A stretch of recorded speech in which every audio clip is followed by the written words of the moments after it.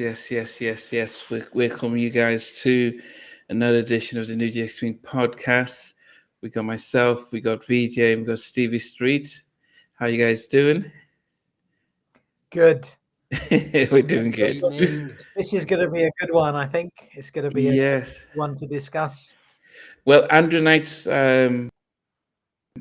is is going to be joining us shortly, and We hope. yes, and this is definitely yeah. He said to start without him. He's coming soon. And for anyone who's watching the Champions League, Saka has redeemed himself for missing a penalty. So Arsenal are 4-0 up against Real Madrid and seemingly going to the semi-finals. Yee. Okay. The 411 remix album. What did you guys make of the fact that MCA did quite a bit of this. They did it with this album, they did it with Shy, they did it with the Bobby album, they did it with Hoodie Mac. No, not Hoodie Mac. They did it with the Poison album. What did you make of the fact that they all did this? The MCA artists got a remix album. If they had a big enough album, they got a remix album as well. Yeah. Yeah. I didn't understand the Jodeci, Forever My Lady. I think that sold 3 million copies, and I thought that warranted a remix album.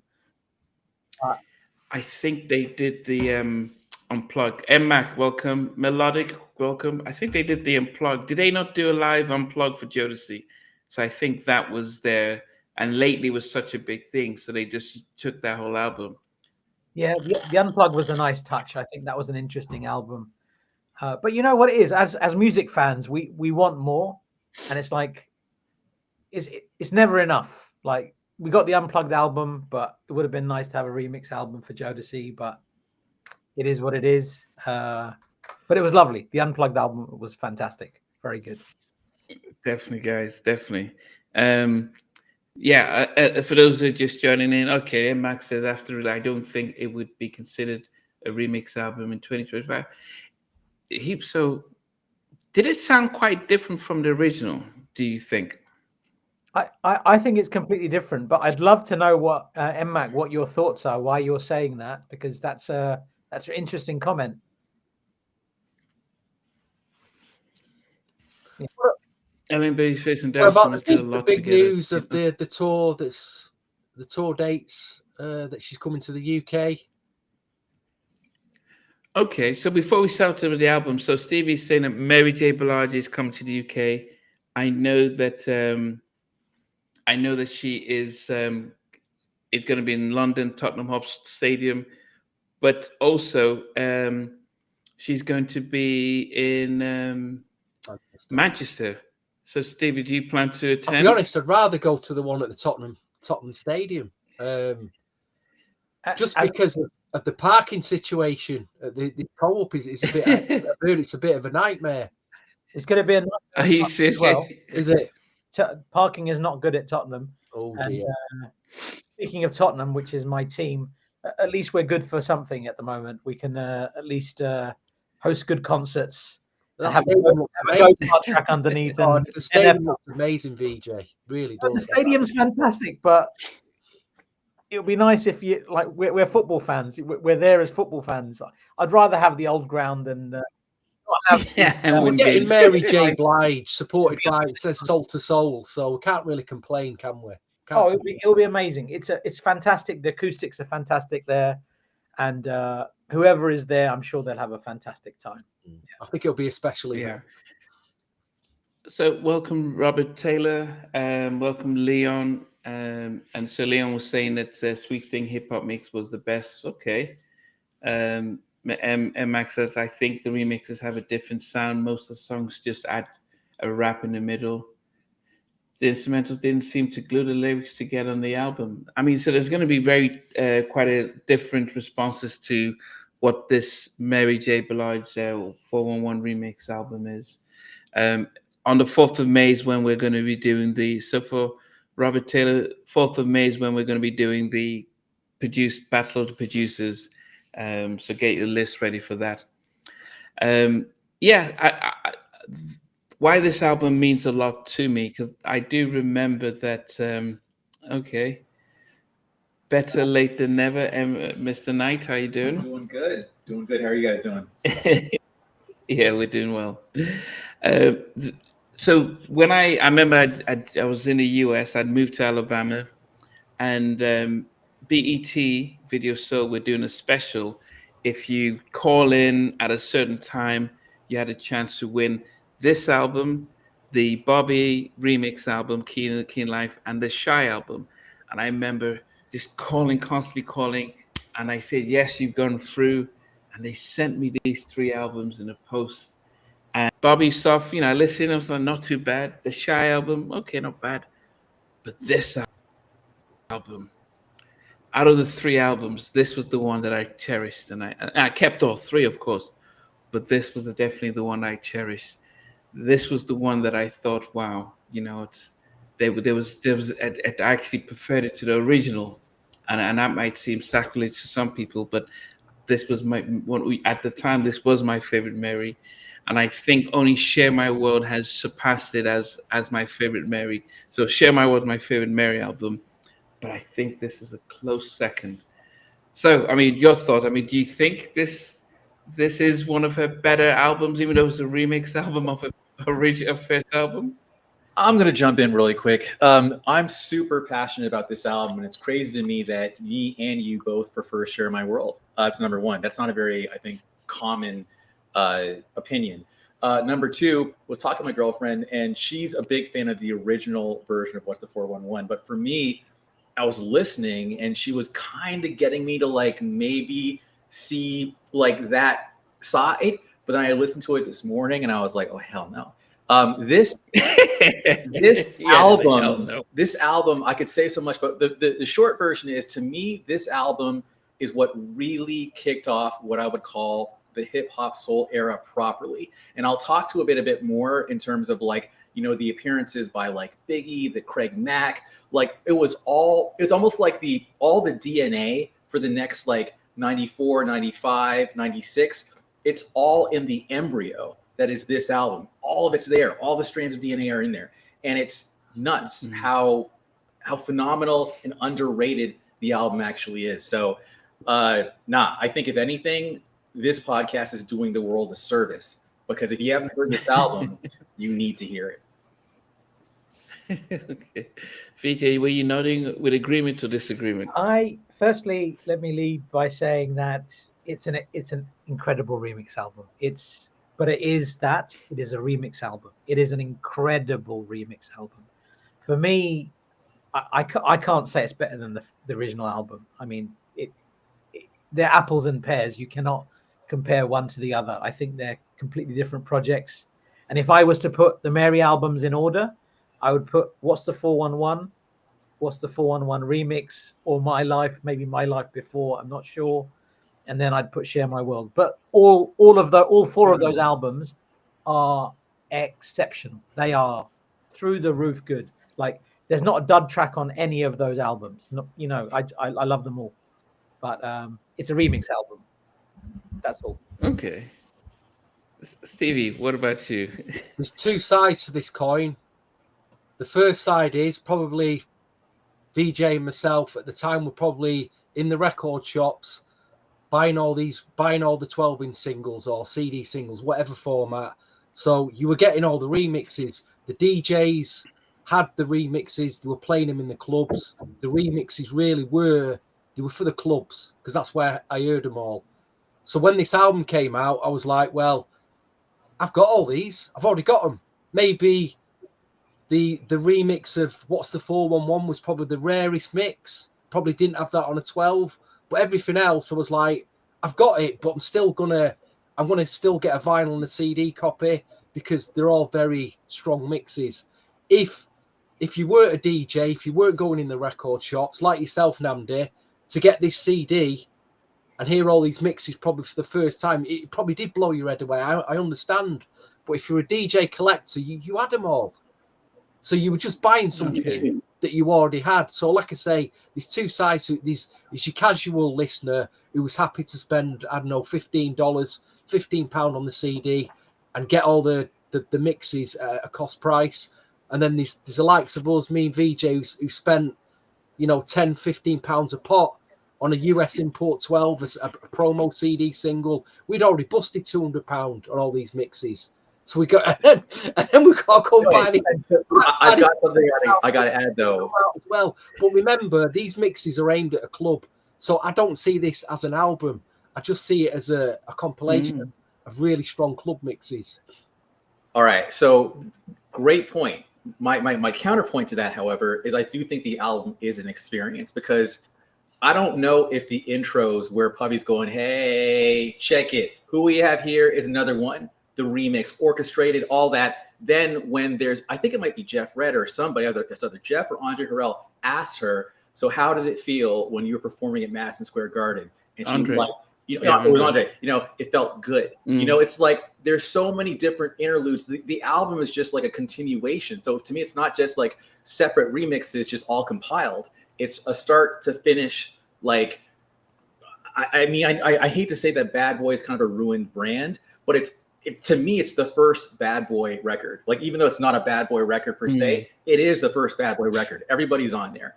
And that's what I mean by, I want to keep going, but I just want to say, I just had to say that as a counterpoint to, it's not just everything that you just bought already, because those interludes for me still matter. They still are the connective tissue to the whole experience. That's all I'm saying.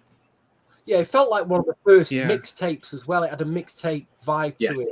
Very much a mixtape. Yes, but I agree with that. Say, those of us who bought all those mixes, you were just getting something that you'd already bought, and what they did was, like you say, a bit of added X. They tried to sequence the album with some interludes, and listen, it is what it is. It is a solid remix album. I'm not saying it isn't, but to those the proper collectors, DJs, you knew you had all this in your box already. It was nothing new.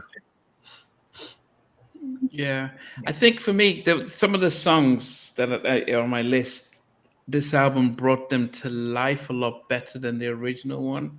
It felt like the first one was, one of the words I learned from Jack and me, filler. There was a lot of fillers on the original, and with this as a remix, they were like, we're going to take them and bring some life with them, and and so that's how I saw it. Now, don't get me wrong, when Real Love and all that came out, that was like, wow, epic.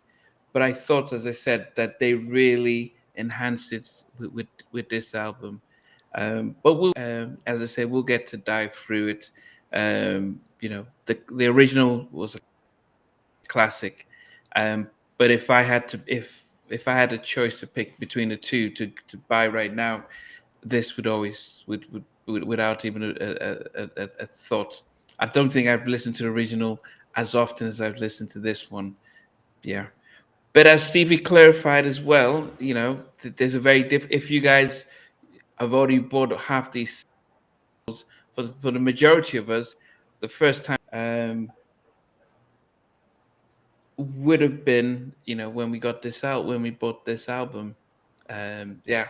It was worth doing. Okay. Totally. It was totally worth. They had enough material there to do another cash-in, the MCA, and that's exactly what it is. It's a really good cash-in. Get all the mixes, get them out, and and like you said, Joe, I wish there'd have been more. Like you say, Jodeci one, they could have been so much more, but beggars can't be choosers, can they? You know what I mean? No. So I would think that the remix for this was a bridge to say, okay, you're going on tour, we're making the My Life album, so this was a nice little bridge while that was happening. Like that.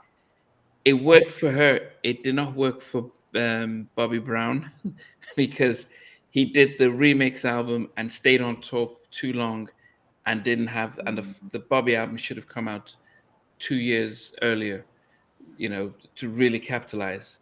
And it didn't really work for BBD.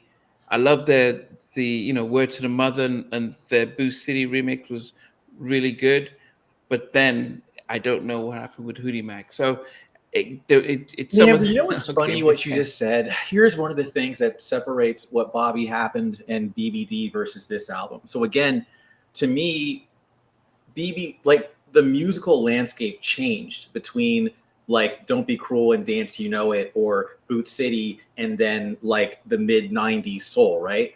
Whereas I feel like this album, if not like was ahead of the time and was actually in vogue for the next 3-4 years, it might have actually influenced. It might have actually, created the movement. Because when I listen to like Faith Evans, "You Used to Love Me," to me that sounds like a song that could have been on this remix album. It's literally, so it's like it worked for her because the sound was just so ahead of its time, and it was culture creating, not culture following. And that's why I feel like this album, I mean, even like the I'm sorry, I was gonna like wait till I get to that song, but there, you know the beat that again, it's a Joe Cocker beat that is the bass, that is the basis for the California Love, that dun dun dun dun dun dun. So in My Love, Teddy actually throws in that little da da da da da da for a quick second, and it goes right back to the original beat. I mean, there's so much innovation happening in this album that I just don't think it can be stressed enough that this album wasn't just a collection of remixes. To me, it was a collection of culture creating, movement creating, sound vibe creating, sonic perfection, man. I'm not biased. One thing I wanted to say about, because you mentioned this, I think you mentioned this in a WhatsApp chat or something, that this was the beginning of hip hop soul, and the first album was, yes, the original. So I don't think Intro get enough credit, and I say that because Puffy went to Intro, listened to what Eddie F was doing. He copied those sounds and styles, recreated it for these other bits and pieces, and that's what happened. So Intro were the nucleus. They just were. Whether they're an Eddie F, and whether they are given the credit for it or not, that's a conversation perhaps for another day. We didn't know that at the time, though, did we? We didn't know. Intro came out, like you say, they came out a year later, so yeah, exactly. And this is why people say that Mary J. Blige is the queen of hip hop soul, because of the timestamp on it. Really, it's the timestamp, and there was a shift by that fall of the autumn of '92. There was a shift. I was thinking, how is the next year going to go? Because they were sampling. There was a lot of funk samples in the New Jack records as well. I thought, is it going to go more funkier? But I could feel there was a change. I didn't know what was happening, but something had changed, like you say. And Guy had split up, so the other massive shift here was what you said. Like, a lot of these singles were available to buy, so most of the record collectors, music collectors would have had it. But the thing about this album was those two Teddy remixes, because My Love hadn't quite come out yet. It hadn't come out as a single yet, and Changes I've Been Going Through. And we were like, hold on. Like, for me, it was like Mary J. Blige and Teddy Riley. What? This is going to be insane.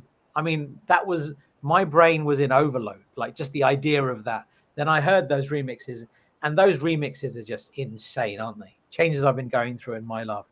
Very special. So there's a question that in the comments, and of course it's music, right? So there's a whole bunch of opinions. So, but one of them I read like over and over again, even though it was like Vibe magazine or something.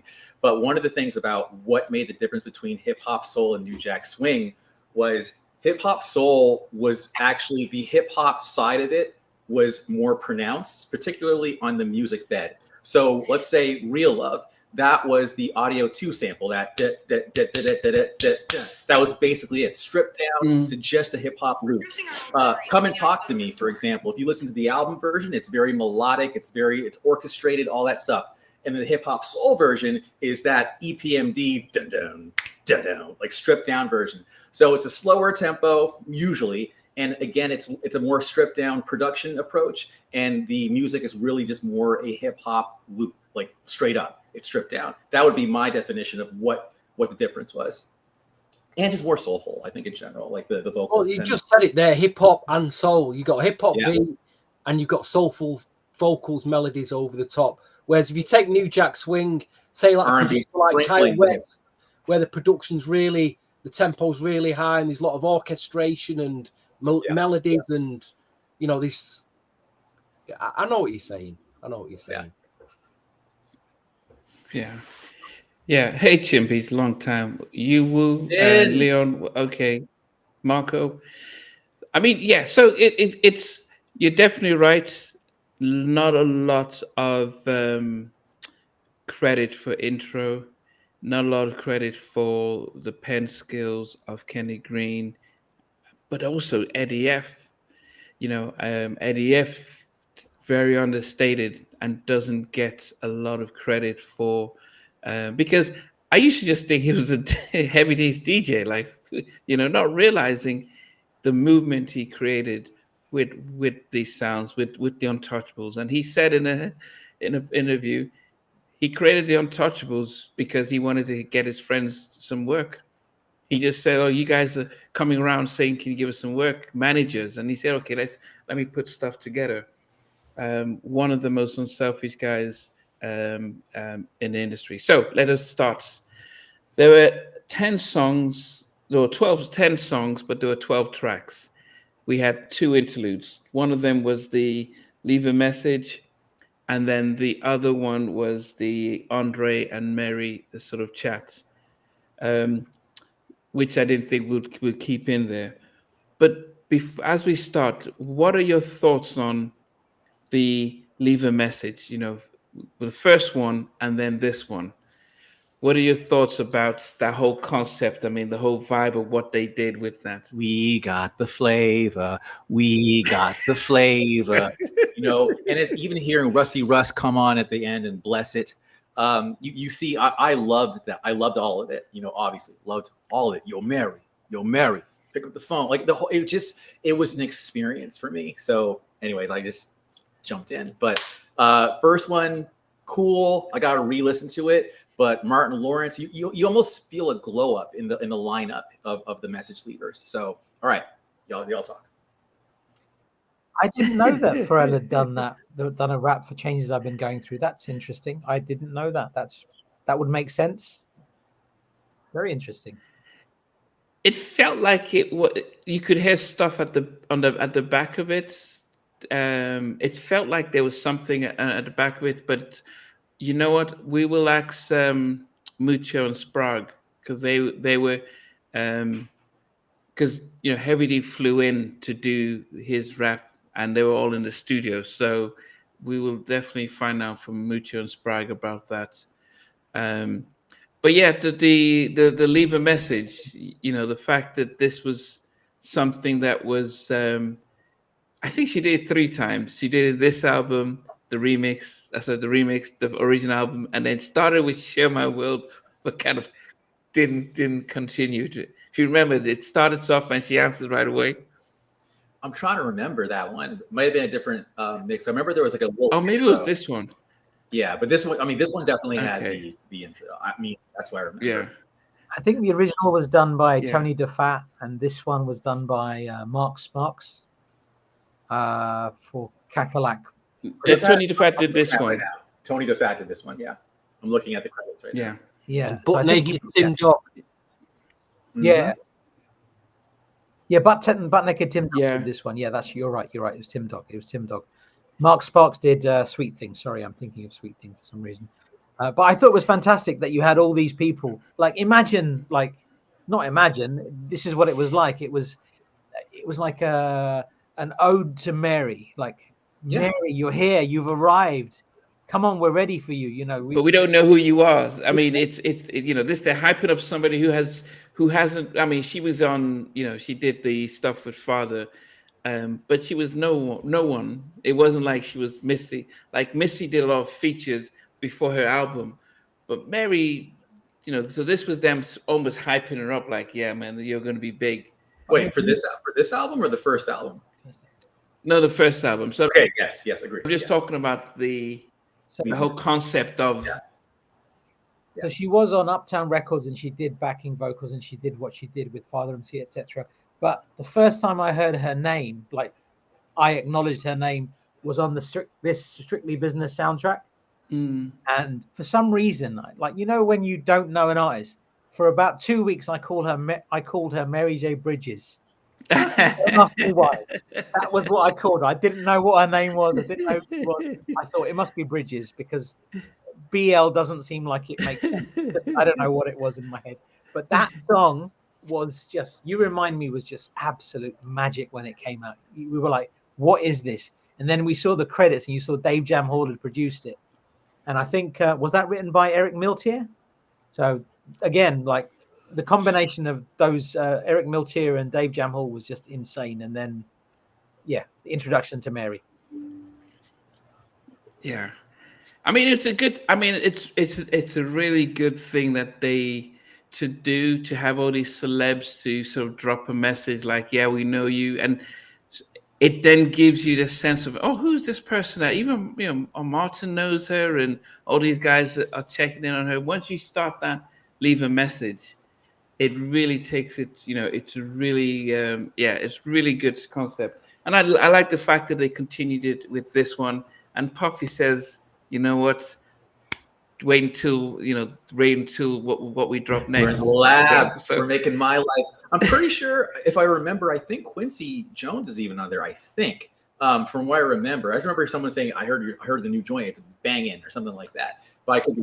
I think that was the original one. I'll have to double check that. But the original one I don't really. Yeah. I listened to maybe like twice in my life. But the remix one I listened to like. So. But it just also That's just the craziest sentence, man. The craziest sentence, man. You've heard the first album twice in your life. The intro. No. But just before we start, I think it got me thinking about the fact that how much time they produce the albums, and they're just waiting for stuff. So they're already talking about, actually on the original one, CL Smooth is talking about the remix on the intro of the first album. He's always saying, yeah, we're just in a studio doing the remix. I'm like, but you're just dropping the original album. So you can start to see how they're already thinking ahead and stuff like that. For sure. So, yeah. Anyway, so what we're going to do, guys, is we're going to start from number 10 down to number 1 for the 411 remix album. And when we get to our number 1, we'll recount our 10 down before we talk about our number 1 song.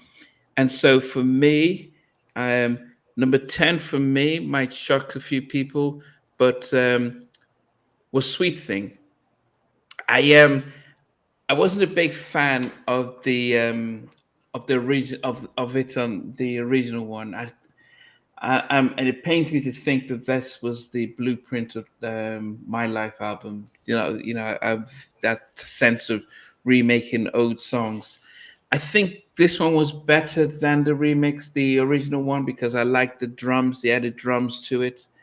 But Sweet Thing was my least played song on the album. So Sweet Thing is number 10 for me.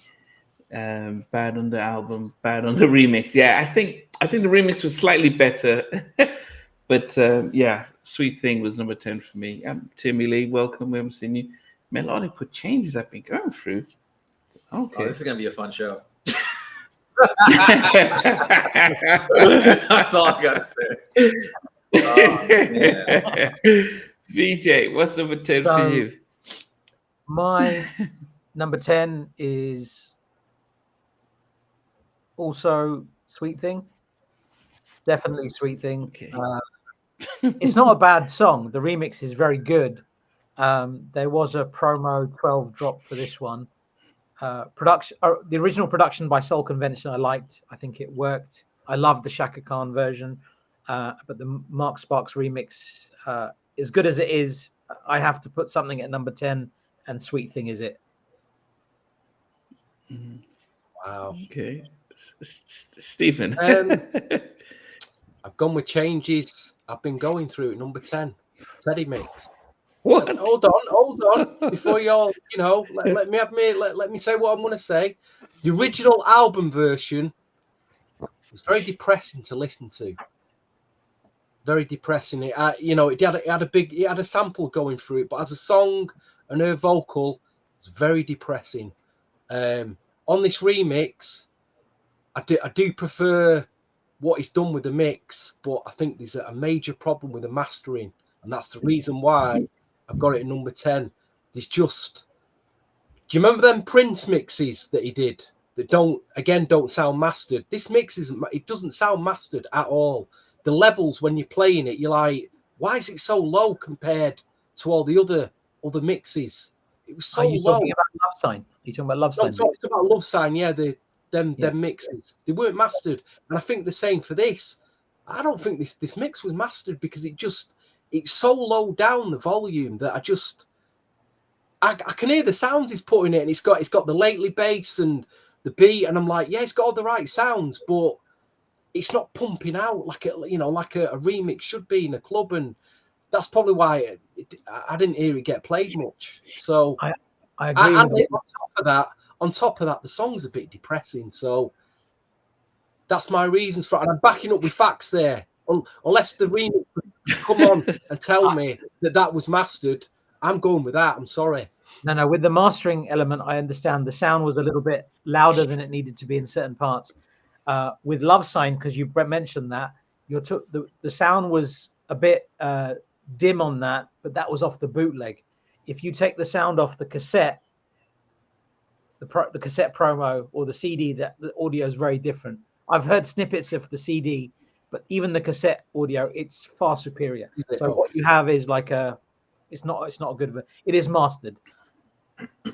But I don't think there's just something not there with the mastering this. I know what you mean. I know what you mean. It's like you don't normally get this with a Teddy mix. When you get a Teddy mix, they're always spot on. The mix, the mastering, the production's always spot on. But with this, I'm even then thinking, oh, there's something a bit off here. Listen to it again. You probably think, yeah. I know what you mean by what you've just said. You've got to get past the it's Teddy Riley remix. Yeah, it is the Teddy, but listen to it first. Listen to it without, what your ears are. I thought, you have those like in the Matrix where you have like the Agent Smith. He's in one place, he's in two places, in three places. I felt like that about Teddy Riley, because when I heard that he was doing the remixes of Changes I've Been Going Through and My Love, I was like, how is this man able to be everywhere? So it felt like it's not possible to be everywhere. So is he a bit rushed? And from what I understand, Changes I've Been Going Through and My Love, Sprag Doogie had a big influence on those productions. Yeah, Mucho. Yeah, Mucho did. Yeah, Mucho was especially some of the vocoder as well on that.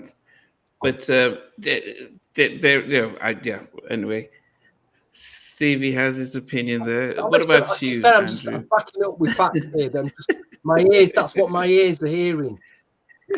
Well, it is favorite. So as I said.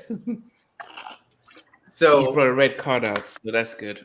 So I love this show because we have strong opinions here, and I just want to say, Lee, thank you for being that drink of water to say that the original Sweet Thing was better than the remix, because I completely agree. The blasphemy that was being spouted. No, I'm joking.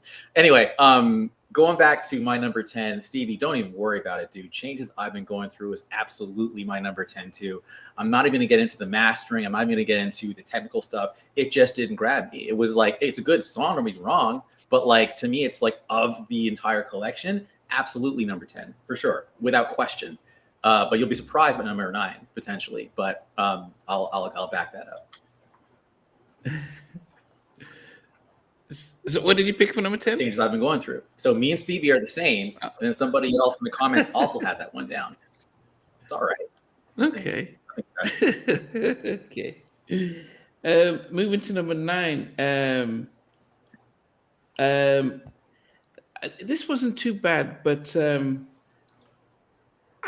I preferred this one to the original. If this was the original album, this would have been it would still be number 9. I Don't Want to Do Anything featuring KC. I think it had the production was a little bit better. Where I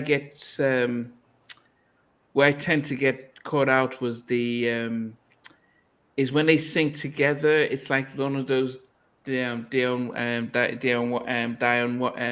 Warren sort of with David Foster. We could be, and I just didn't like that kind of old school stuff. I mean, the elements I enjoyed it, but I thought Devante had so much better tracks he could have given them. He was doing All I See, and he was doing all these Cry For You and all that stuff. And I'm thinking, I don't want to do anything. As I said, the mix was a lot better with this than the original. And I think maybe because I just didn't like the original version of it, that it just still kept it in my bottom half of the table. So number 9 is I Don't Want to Do Anything featuring KC. So Vijay. for me, that when we did Revival, I had 6 songs which were the same as Stevie's in the same place. So today it seems like I'm going to be with you, Nnamdi, because my number 9 is also I Don't Want to Do Anything. And I love the idea that Mary J. Blige had recorded a track with Devante Swing. That was just so exciting, the idea of that. Then to think that you're adding Casey Haley to the vocals to that song. I have excitement overload. So that was the original.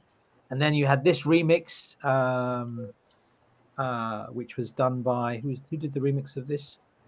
I Don't Want to Do Anything was Vincent Herbert, 3 Boys from Newark, and Ben Harrison. I like it. I like it a lot. It's the hip hop mix, the daddy hip hop mix is great, but there's no dud tracks on this. So being at number 10 or number 9 on this list is an honor. It's still very good because for me there are no dud tracks on this album. Yeah, that's my number 9. Yeah. Chimbish remembers that we do kind of drop in David Foster every now and then. We have to do a top 10 David Foster because that's a tribute to Stevie. Anyway, Stevie, what's number 9 for you? What's the 411 remix? I've got nothing negative to say about it. I think what I'm guilty of is not listening to it enough. That's probably why it's at number 9. I'm not actually, even back then, I was playing it this week and I thought, why have I not listened to this a lot more? Because that Notorious B.I.G. raps is great. It's fantastic. And you got that slow looping funk thing going through it. I guess, like you say, because there was so much other stronger mixes on here that I was listening to a lot more, that it kind of got lost. So for me, this is the lost remix that I didn't really give enough time to, but it's a great mix. So what's the 411 at number 9? Wow. Goodness. Okay. What's the 411? Wow, Stevie's going heads to tails today. Okay. Darren, I will ask Sprague if he remembers you. Tim Beach, no, I didn't remember to ask Dadio about the remix. I should have asked him, but I'll bring them back. Stetophonics. I interviewed Stetophonics, and I didn't realize that Dadio did the remix. It did on the album. I know Stevie was sending me messages around that, but I just didn't do the connection. Andrew, number 9. Number 9. All right. So this is why you're going to be surprised. I'll just say it. Sweet Thing. I love Sweet Thing.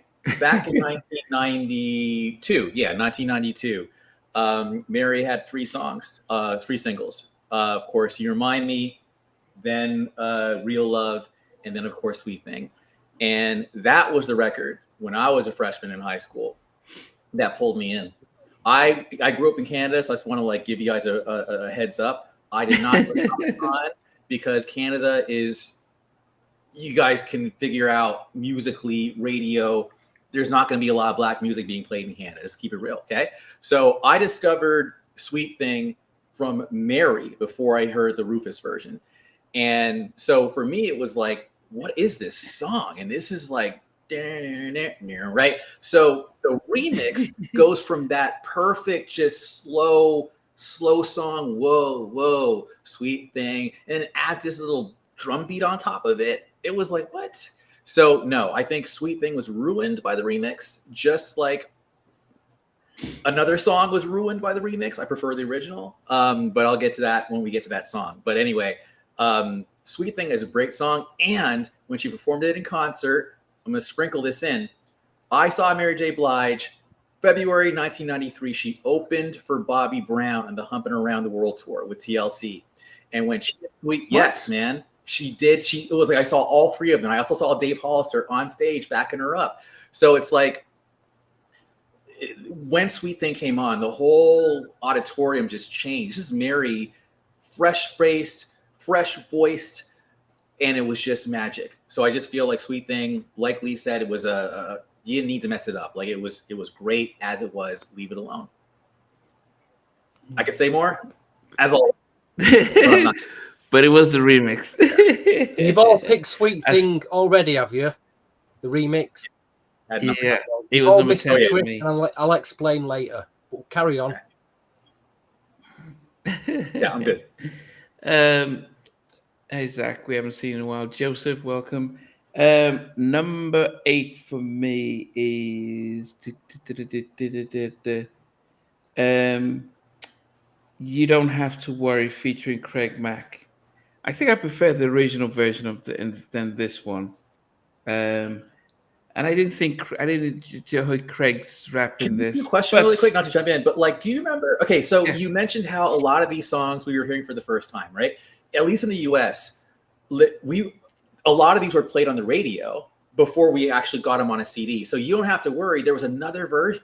Yeah, it was the version that had the video. It was a different version on the video than it was on this album. So there might be 3 that we're talking about. Was You Don't Have to Worry on what's the 411? Was it on the first album? Because I don't know if it was. Yes, it was on the first one, but you're right. But the video version is a different version than what's on this album. Is that the one that was on the Strictly Business soundtrack? Yeah, it's that slow looping Jeep beat. Yeah, it's like, I mean, I just gotta find it, but I think anyone who's seen the video knows what I'm talking about, because that's the one that was played on the radio too. The one that's on this album was not played on the radio, and there's not a music video for the one on this album. And so I always felt a little, they should have had both versions. It just felt like a trick. I just had to jump in there for you. Sorry. Yeah, so that's why as I said, I think I prefer the original and the other mix better than this one. The Vapor sample. Sorry. Thank you, Chin. Thank you. It's the Vapors from Bismarcky sample. Mm-hmm. Yeah. Okay. Yeah. So that was number 8 for me was you Don't Have to Worry. What about you? For me, and I got grilled about this yesterday.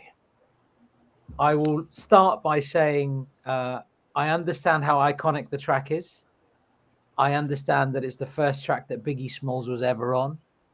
I understand all of that. But for me, it's just not a song that I listen to so much.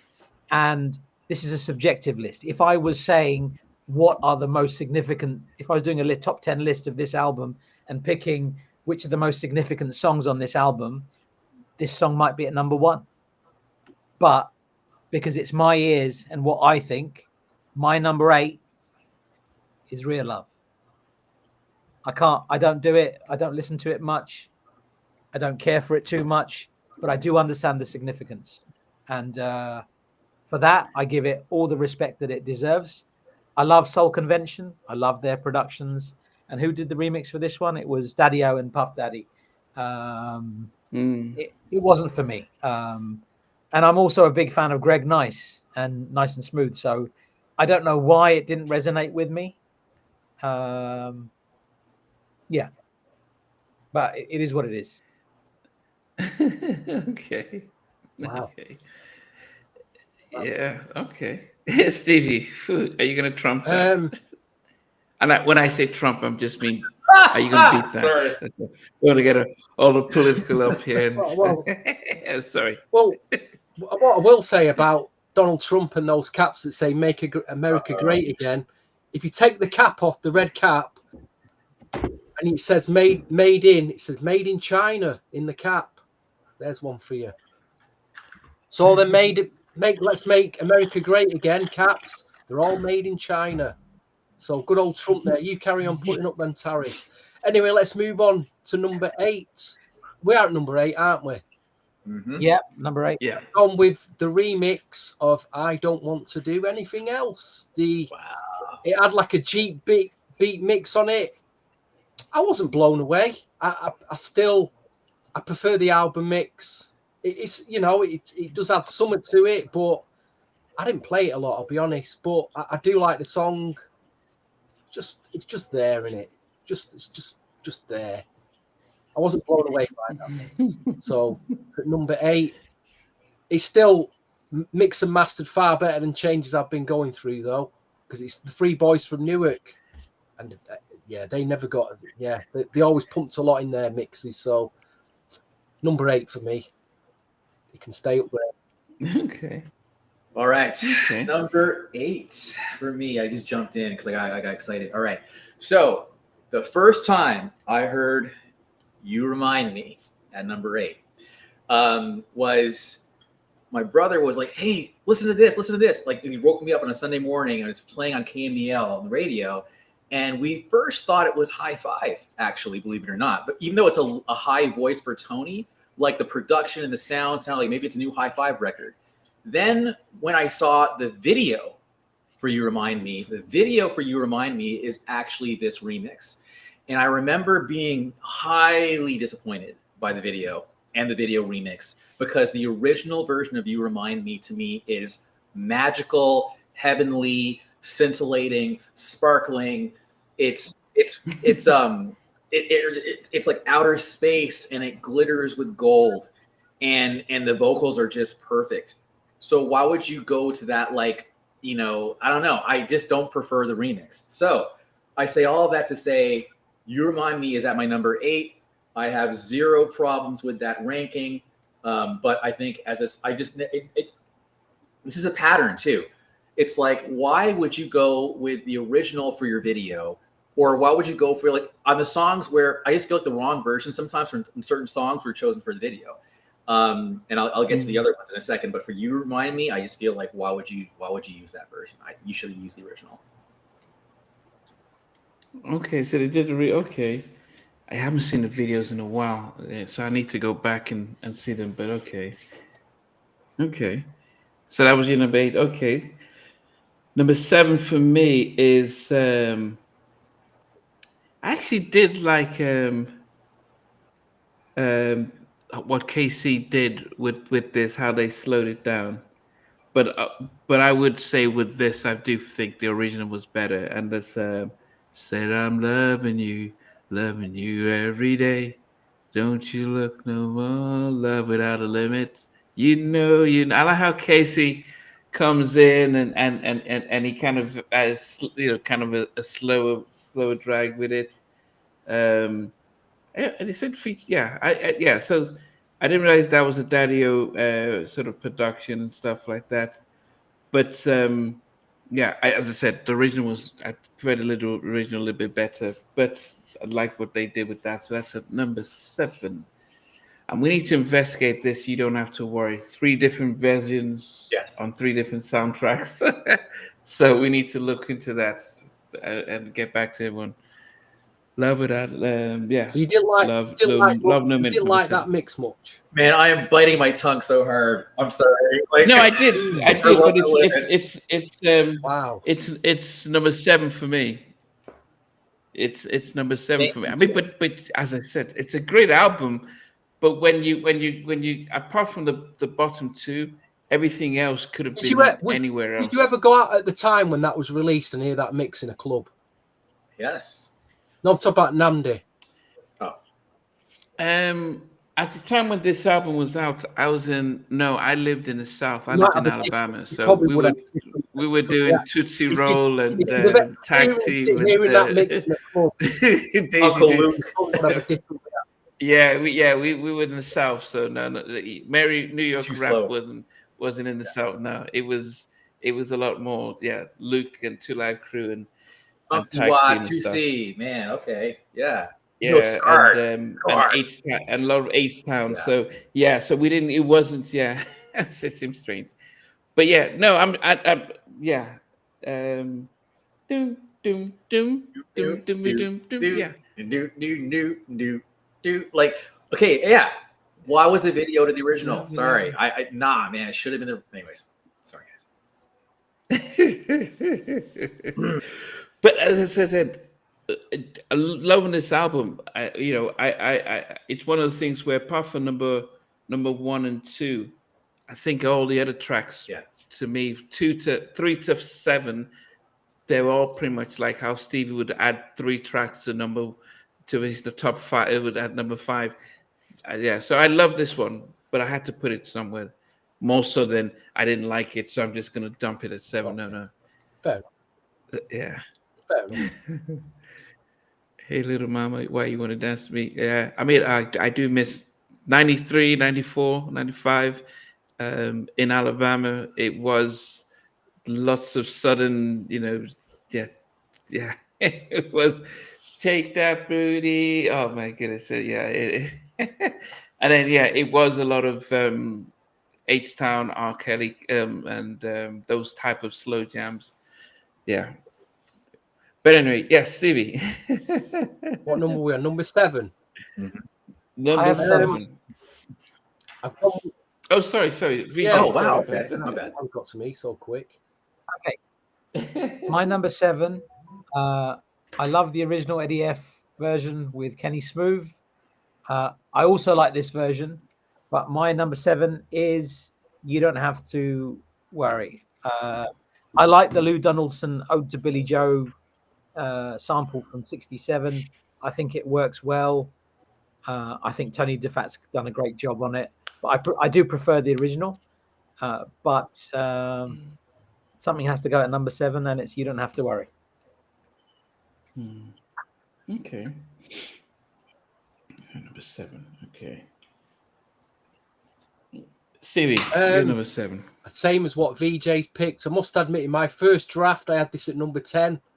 But I do remember at the time, I did listen to the album mix a lot. The remix, listening to it now, there's something in the track. Something's running out of time in it. I sound something. I don't mean that. I don't know if it's that drum. Something out. There's something underneath them, that drum set that's running out of time.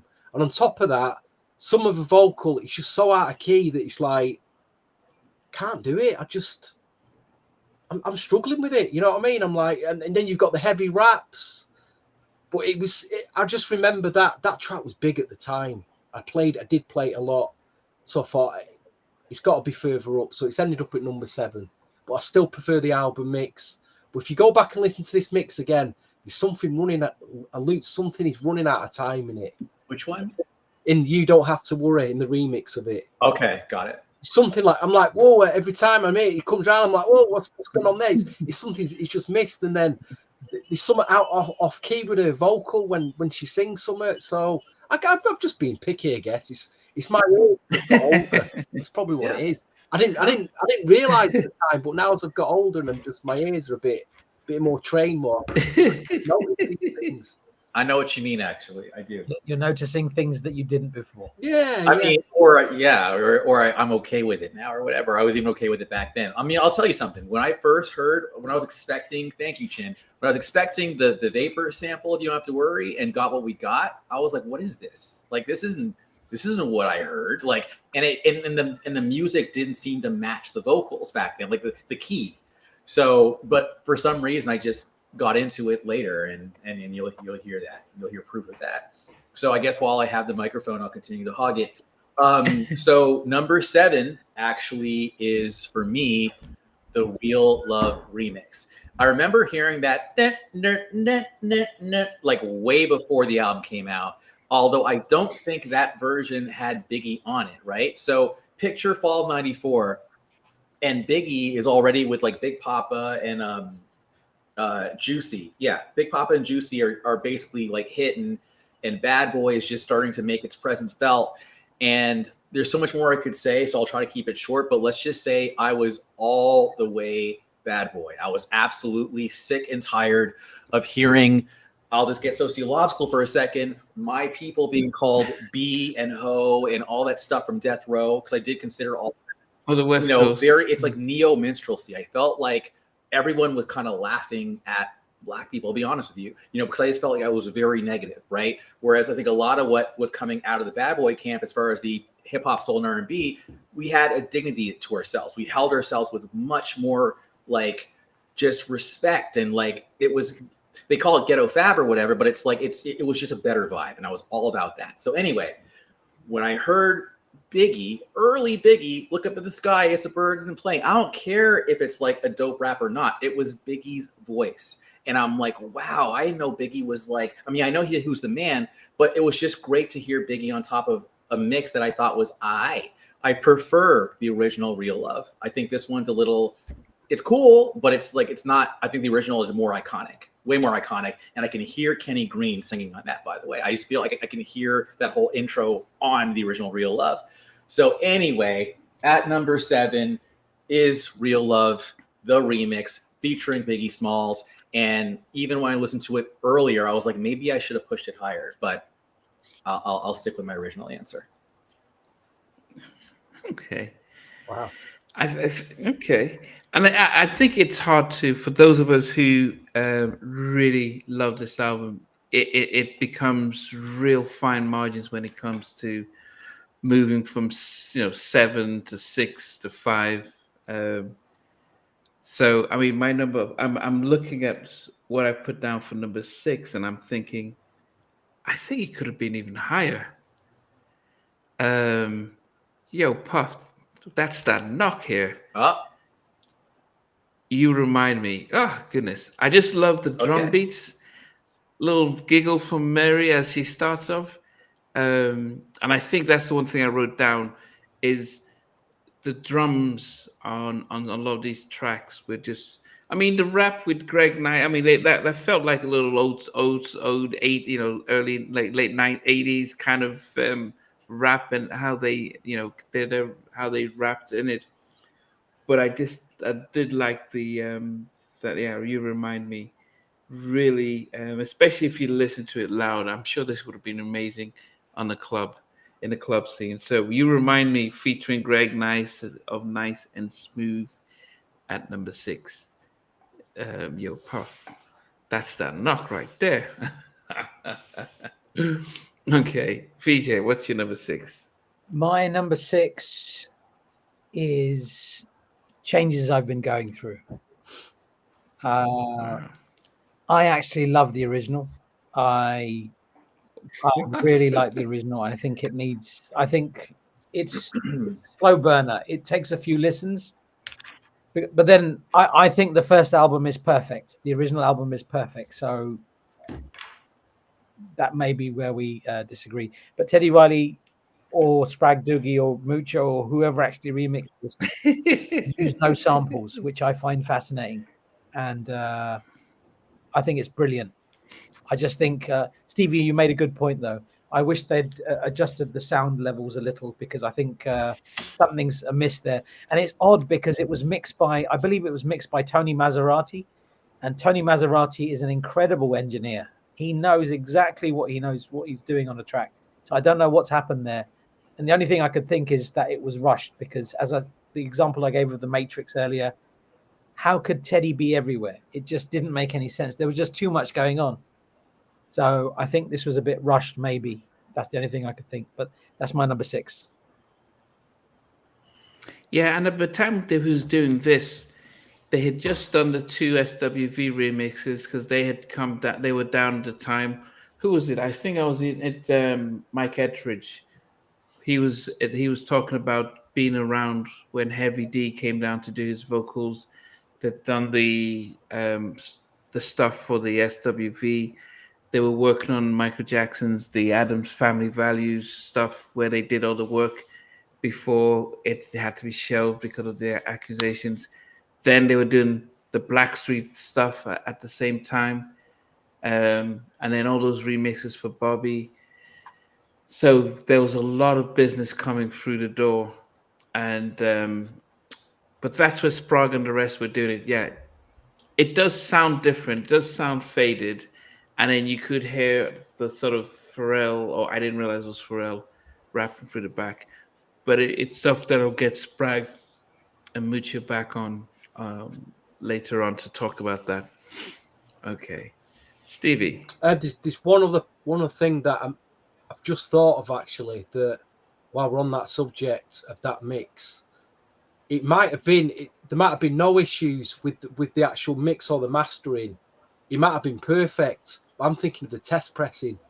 There may have been a test pressing of it that didn't come out quite loud enough, but they probably didn't have time to do another test pressing. So that test pressing ended up being the master that we all heard on the 12 that EP we got, the 12-inch that went down to this remix. I don't know. It could have been a test pressing issue.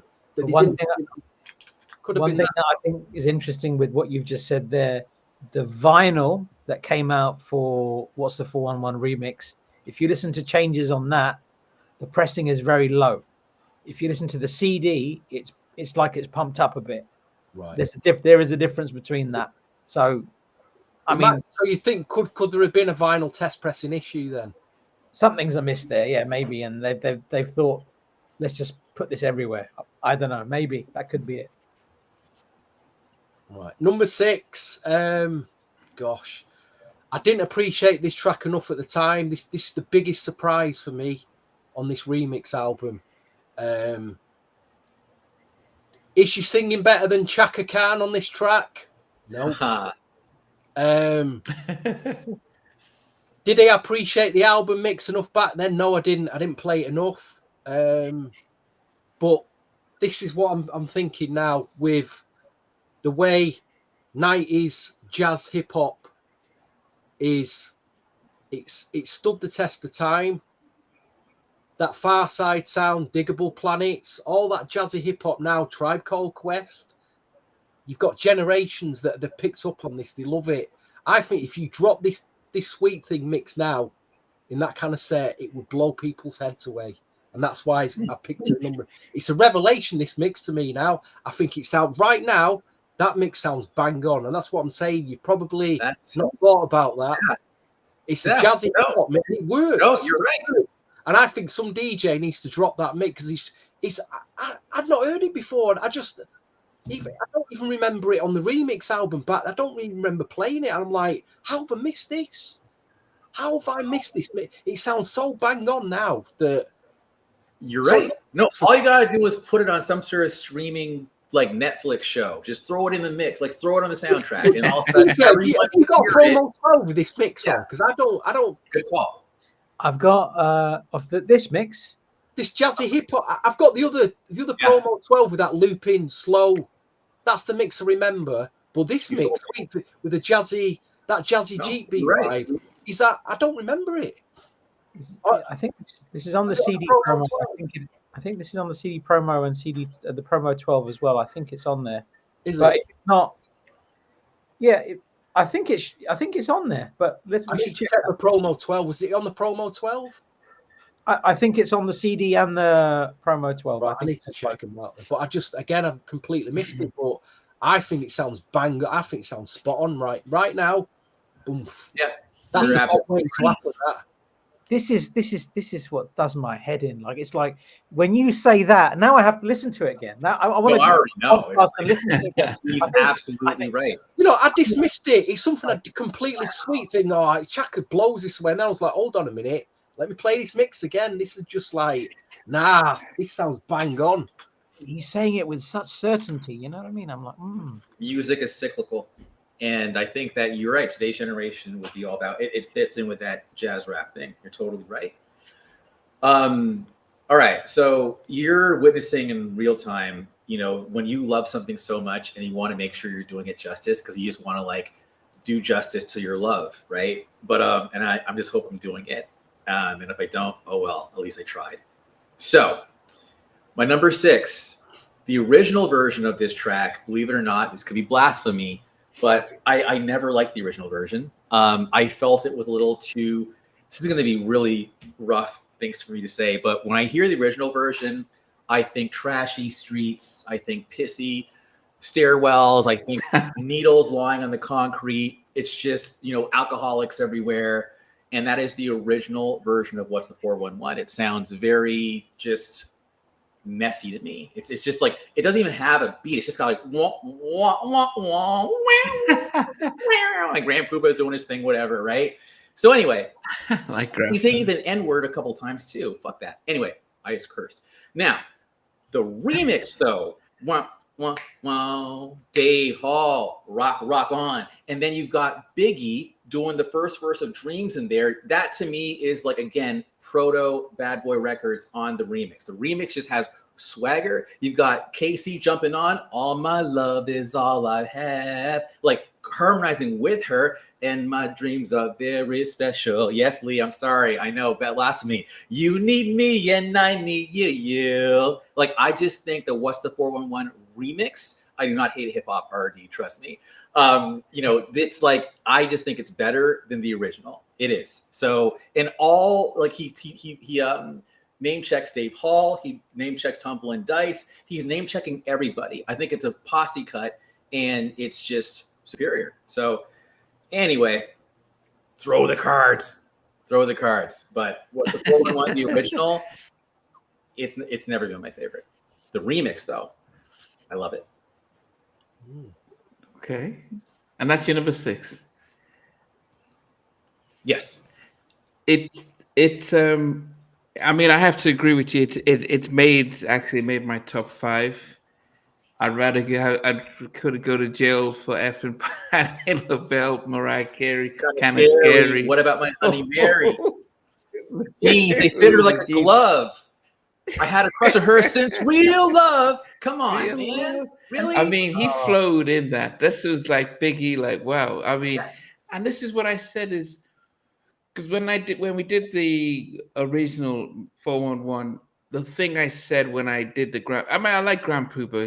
He's sort of lazy type of talking rap kind of thing. But I said, how come we don't get Mary rapping? Because she held her own down, and I thought that was going to be something that Mary would take further in her albums. Because she did lay a blueprint, and she could have done it, but she's just gave, and as of course I like Little Kim, when she gets females to feature. But I thought Mary did a real swell job on this. But I do like this than the original one. And then of course you had the harmony with KC. But Biggie was just prime. This was like, wow, this is Ready to Die Biggie. Yes. On this. And his rap was much stronger than on the Real Love. What was the first one? Real Love. Yes. That one, he was still a little, almost like wasn't sure of himself. But this one, he came down. Exactly. If any of you have seen Jermaine Dupri on a podcast talking about how it was hard to try and get Escape to really, and he says, because when Biggie said that they weren't good looking, it really made it hard to sell. And so this is the kind of Biggie who has just said Mariah Carey kind of scary. He kind of Biggie. And I'm sure Mariah would have heard this. It's funny you say that, because like Biggie was responsible for 2 kind of bodies. The first one, of course, with the Escape thing, right? But then he also, remember, he said your rap is played out like Kwame and the Polka Dots. And Kwame said that single line like killed his career. He had to like change his name to K1 Million. Like, it was done. It was over. His career as well. Yes, like the Biggie listens to you back then. That was serious. Or even like your style's whack. No, Money I think Love. he actually dissed Craig Mack. I think kind of like on Big Papa even. Like Biggie was just he had weight, like, and not just literally, but you know what I'm saying. Anyway, I had to. I mean, I saw an interview with Money Love, and Money in the Middle. She says, man, that really revived her career when he says, just like Money in the Middle, when Biggie name dropped her, she was saying, man, that really revived her career, because she was almost like people had forgot about her. So I'm sure Mariah would have been like, hey man, Puffy, what's this, man? What's this? He's like, I got you. Let me remix Fantasy and Honey. We'll make it right. Yeah, we'll make it all right. But yeah, man. So that was I did prefer to the. I mean, it almost made. I like that. It makes like Drake and Kendrick Lamar just seem so lightweight, doesn't it? So lightweight. Yeah, it's a bit. Yeah. Did you think when Biggie was saying all those things, like he's saying Mariah Carey kind of scary, do you think he needed glasses or something? Because I didn't understand. I thought he was trying to make things rhyme, but I didn't agree with everything he said. I'm all right with that one, but that line I don't agree with. That line makes sense. Yeah, but Mariah was very pop, and I think he's saying Patty, legendary style, and Regina Bell. So he respected some of the vets, but Mariah at the time when she came out, she was very much a mixed race lady being made to look white, and she was singing pop, and so there was that sense of, well, yes, she's not one of us kind of thing. Until they met her and they realized she was more hood than they're almost as hood as they were, and it's like, and she was cool. But this was when this came out, when she'd done Emotions and stuff. So this was before they'd really connected. But it stands out how he could play with the words and not deliberately, because he's no beef with them. But I wonder how Patti Bell felt like. Oh goodness, come on, Biggie. You're good. Patti dating LaBelle, I someone think that who's was like a mark 30. of respect, right? That was a massive mark of respect for Patti LaBelle. Like, Yeah. That wasn't an insult. That was like, because Patti LaBelle is like above everybody. Like, she's like in the top tier of singers. So that's what I think. That was like a real mark of respect. I thought that was fantastic. And what he was saying, the vision of Love Mariah wasn't that fine. Maybe this is when this is what we saw, what they were at. Yeah. So she changed when she did Dream. Is it with the with the jean tops and crop tops? She changed her image, and and so yeah. Okay. Who's next? Was it? Did you say what you was? That was you. It's Vijay. Okay, so Yeah, Vijay. Yeah, so I did my What's the 411. Okay, so Number 5. My number 5 is also What's the 411? Tony DeFat production, Puff Daddy production, remix, this new version with Tumbling Dice and Puff Daddy. The thing about this 12, like this song came out as a 12. There's 3 versions on a promo 12-inch, which it's incredibly hard to get a hold of. I remember picking it up for $4 and thinking, wow, I've done really well, because I've seen it sell for $150, $200. It goes for that.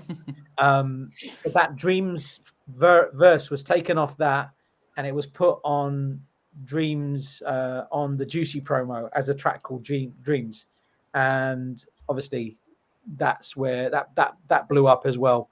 But What's the 411? Fantastic 12-inch. It's an incredible single. I think it's fantastic. I really love it.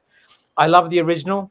I disagree with you, Andrew. But I love the remix. I love the Biggie rap on this is just fantastic.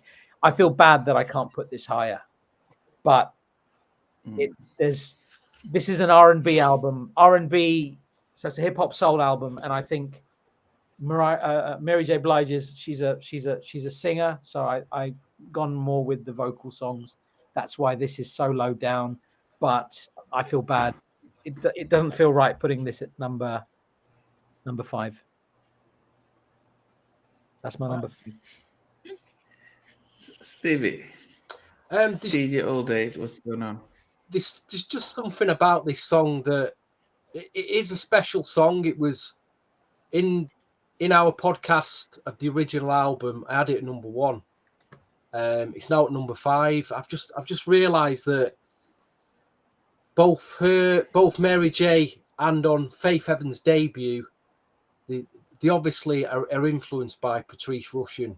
Otherwise, you wouldn't have You Remind Me. But that Patrice, I was listening to that Patrice Rushen the other day, and I thought, that record is just so special, isn't it? Yes, it is. So I'm sorry, even the Faith, even though it replayed it and Mary J. Blige did her version, just doesn't come doesn't come close to Patrice Rushen.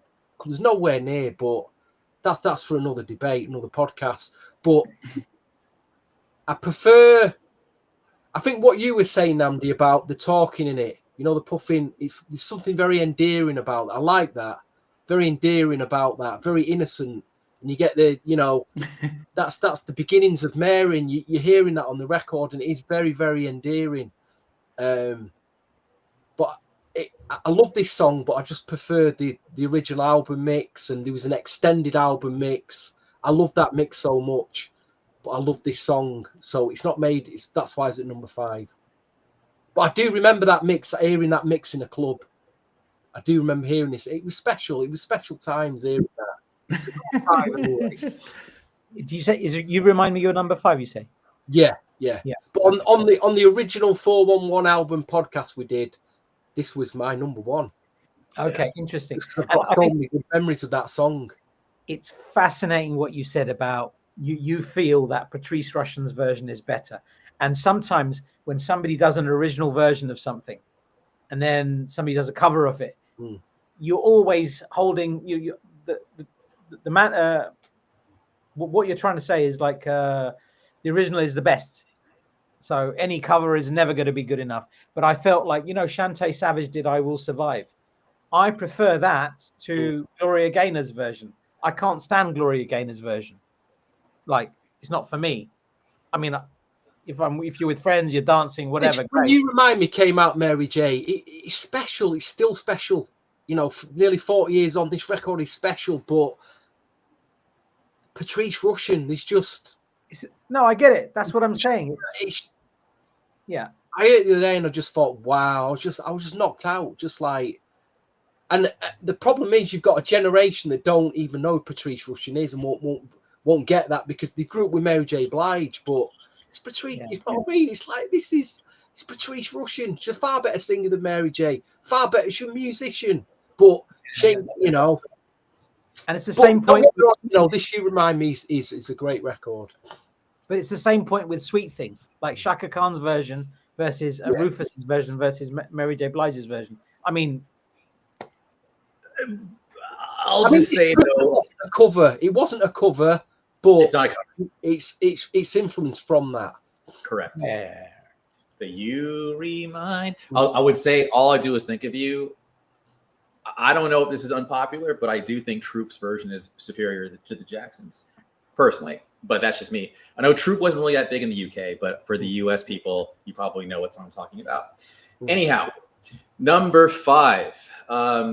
Y'all hate this song, and I will say that I didn't like the original. I actually thought it was kind of whack, but I do like the remix. It has a bit more bite. It reminds me a bit of something that I might hear from the Diary of a Mad Band era. So I actually do like the additional percussion to I Don't Want to Do Anything. I think the remix is just it brought it to life. I feel like the album version of I Don't Want to Do Anything is just more it's like a puddle of soul. It's just kind of spread out and just like, I don't want to do anything else. Whereas like the remix, it's like you've got the drums, it gives it structure, and it's just marching along. And I don't know if the vocals are different. They sound slightly different. They might not be, but if it's a different take, even better. It came to life. If there was if they actually made it a single, I would have absolutely used that version as the video version. So number 5, man. I think it's a great finale. I think the phrase you're looking for, referring to the original album mix, is the over-egged the cake. Over what? The over-egged the cake. Oh, over-egged it. Yeah. It's just, but the other one is just, it's disciplined, and it's just, I like it. I legitimately like, I Don't Want to Do anything. As I said, I think the remix was richer. I think the original one sounded like they wanted to do, as I mentioned, like kind of David Foster kind of ballad stuff, and I just didn't like the bridge, and that was what really got me there. But I think this one they throwed a lot. Became they a lot throwed more. a lot in that mix in the original. I must admit they did. They just went, and I don't think, and it change didn't. Every melody. It's all like I said, the over-egged the cake. Yeah. I think the remix made it more soulful and more to what I think Devante really wanted. I do need to give it a bit more. By the way, this is totally unorthodox, but Malik Jefferson in the comments, I'm pretty sure I've seen your remixes on YouTube. I'm pretty sure, and if that's Malik is I've done your stuff over the years, man. Just want to say like props. Like, your stuff is dope. All right, that's it. I just wanted to acknowledge that. Yeah. he every remix that you can think of, he has it on his page, and so I've been subscribing to his stuff for a long time. I had at number five. Is it no? Sorry, number four. I like Real Love. I like the drum beats of it as well. Although Big E's sort of "Look Up in the Sky" is a playing, I thought it was a little bit old school hip hop compared to what we just talked about and how he slowed down in what's the 411. It was almost like he became himself in Yes. that, and I think he was just almost still excited to be on a rap record, and he was just jumping for joy. And I think he learned like, man, I can slow down. But I just like the drum program, the drum beats of this, and yeah. So Real Love. So what did I just say? Four. Yeah, Real Love remix. That comes in at number four. RD the front. Yeah, that was. So number we're on four the for same me. page, RD. What are you talking about, man? I had like, tell me I don't like hip hop, and he's like, anyway. Go ahead, Vijay. My number four. We're number four, right? Yep. Yeah. I love that this song is written by Kenny Green and it's remixed by Teddy Riley. I just can't get my head around that. That just doesn't. It's just I can't explain. Those two things don't seem like they should be together, but it's like a unicorn. So My Love remix coming together the way it did, and I understand Spragg and Mucho had big influence in these remixes. I think it's fantastic. The use of Lafayette Afro rock band's Hihache from 72 as a sample, it works so effectively. I love it. And unfortunately, something needs to be at number four. I can't have everything at number one. So My Love is my number four. Okay. Stevie, what about I will you? say 4 down to 1 remix wise. They're all big, the perfect mixes. These are, any of them could have been number one. Any of them could have been number 4. I just think got so many good memories of them. But I agree with Vijay. The vocoder, whatever it was, vocoder talk box that Teddy added to the mix. Was it Teddy? It sounded like Teddy to me. I don't know, but that just added something special to it. Was this the edited version or the 6-minute mix? Because the 12 and 6 minutes. 6 minutes, minutes. man. No, 7 minutes. long. 7 minutes Oh, and 13 long. seconds. It's It was killing an it. Oh, yeah, adventure of a mix. Epic adventure of a mix, wasn't it? So yeah, special mix, really Yeah, special. Big contrast to obviously changes. But M Mac. Yeah. Yeah. say my drink into the week. Get yourself a drink, fella. Yeah. Maybe You know because what, you and Nnamdi? Vijay You know what have you just... should do? Add a little buy a coffee section to this podcast. Some of the members buy us a coffee, buy us a drink while we're, look at 50 pence while we're doing this podcast. One of the My Love remixes, which were fantastic, was the New Jack Jazz mix. Unbelievable, man! That mix. I think there's that extended with the vocoder. Oh, yeah. New Jack mix is 6 minutes 15 seconds.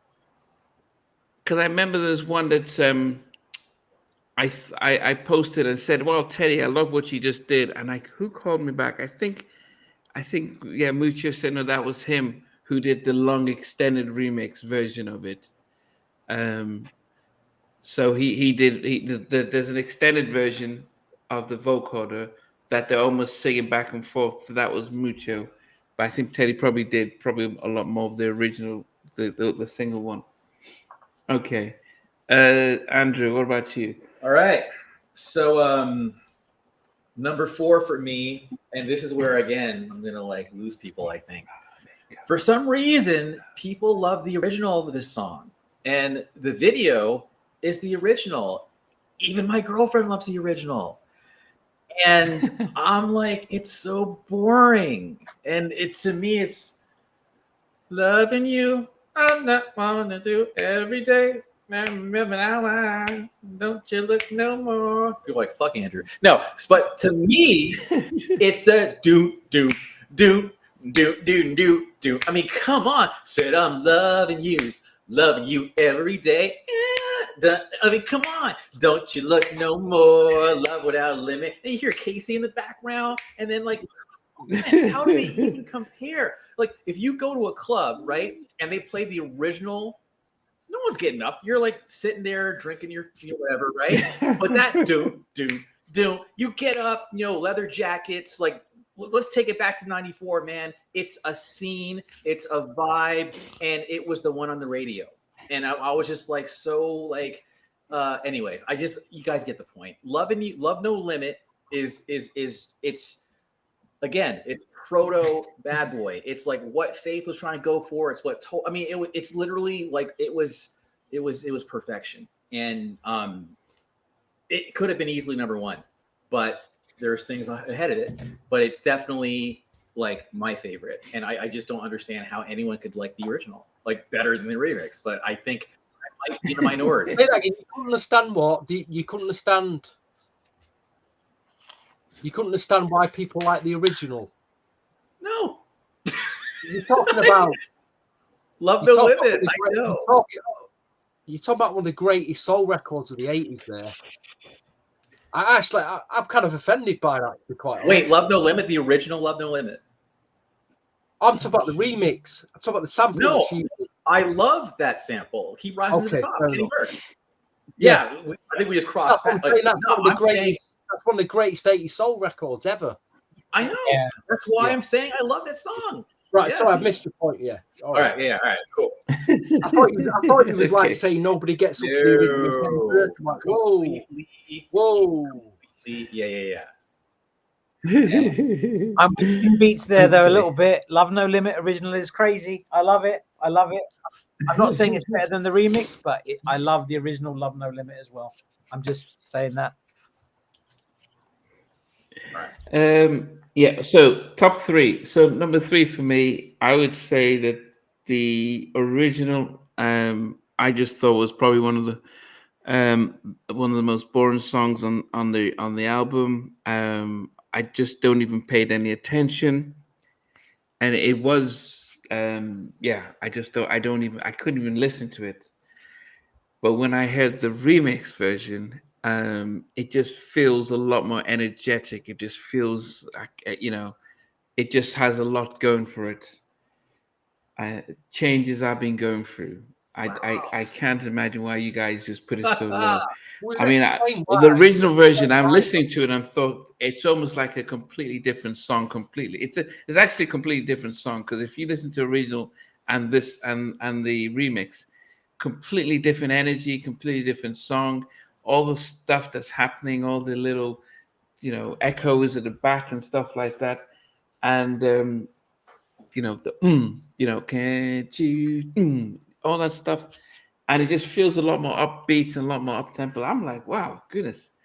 So at number 3, that's changes I've been going through. It would have been interesting if they had just done a rap into it, if Pharrell had stuff in there, but it just, really completely different from the original. If I listen to original now, I'm like, I wouldn't even listen to that.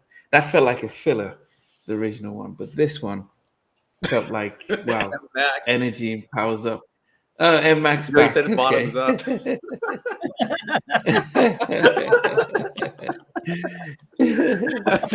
Vijay, what makes number 3 for you?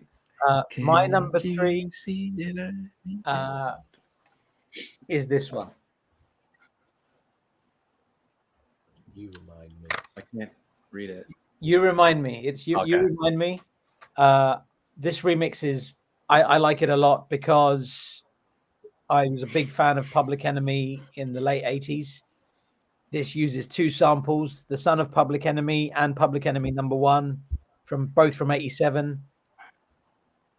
You remind me. It's got. You've done your research tonight, Vijay.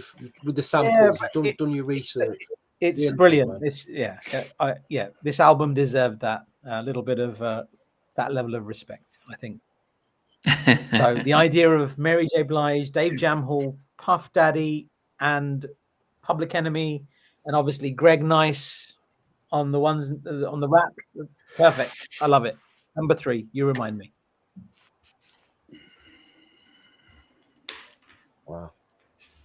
Number 3 for me, it kills me to put this at number 3 because I just remember how massive this remix was, just probably from the clubbing memories and just seeing the reaction on the dance floor, people running to the dance floor to dance to it, girls just going crazy singing to it, women, and black girls just going absolutely mad over it. You don't see that now. You just don't see it. But real love the remix, not the album mix. This remix was just it was mesmerizing the club, so powerful.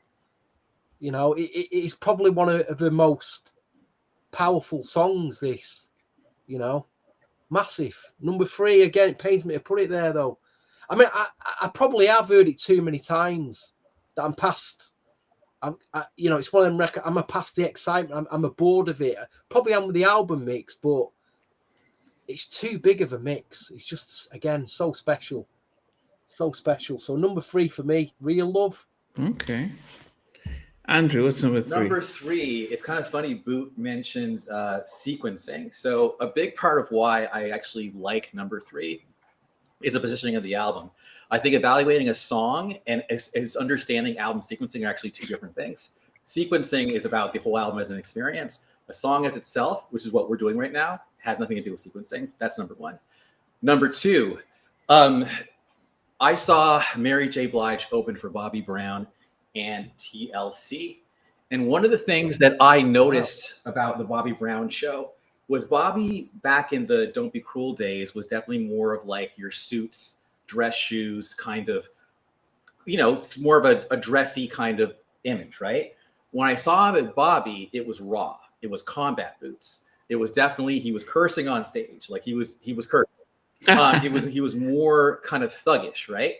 So anyway, when you hear the initial drum beat where Puffy's going, hey, dum, bum, bum, check it. It's that drum beat for You Don't Have to Worry.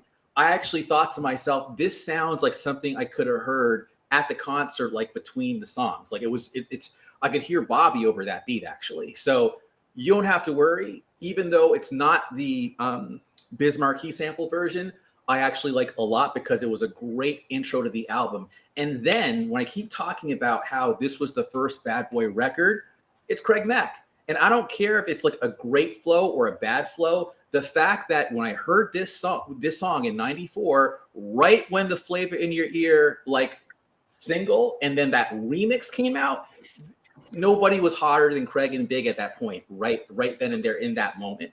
So for me, it was a great just statement of what this album is going to be. It's going to be a celebration of hip hop soul. I've got it at number 3, and it's I don't think she's made a song like it since. And I could even hear like a Kenny Green over it again, because I think he might have done You Don't Have to Worry as well. You have to, yeah, there it is. So combat boots, hip hop soul, great opening to the album, because right after the messages, and I think again it's Russell Simmons, who was at that point the king. He had just done, he did Crush Groove, he did Def Jam.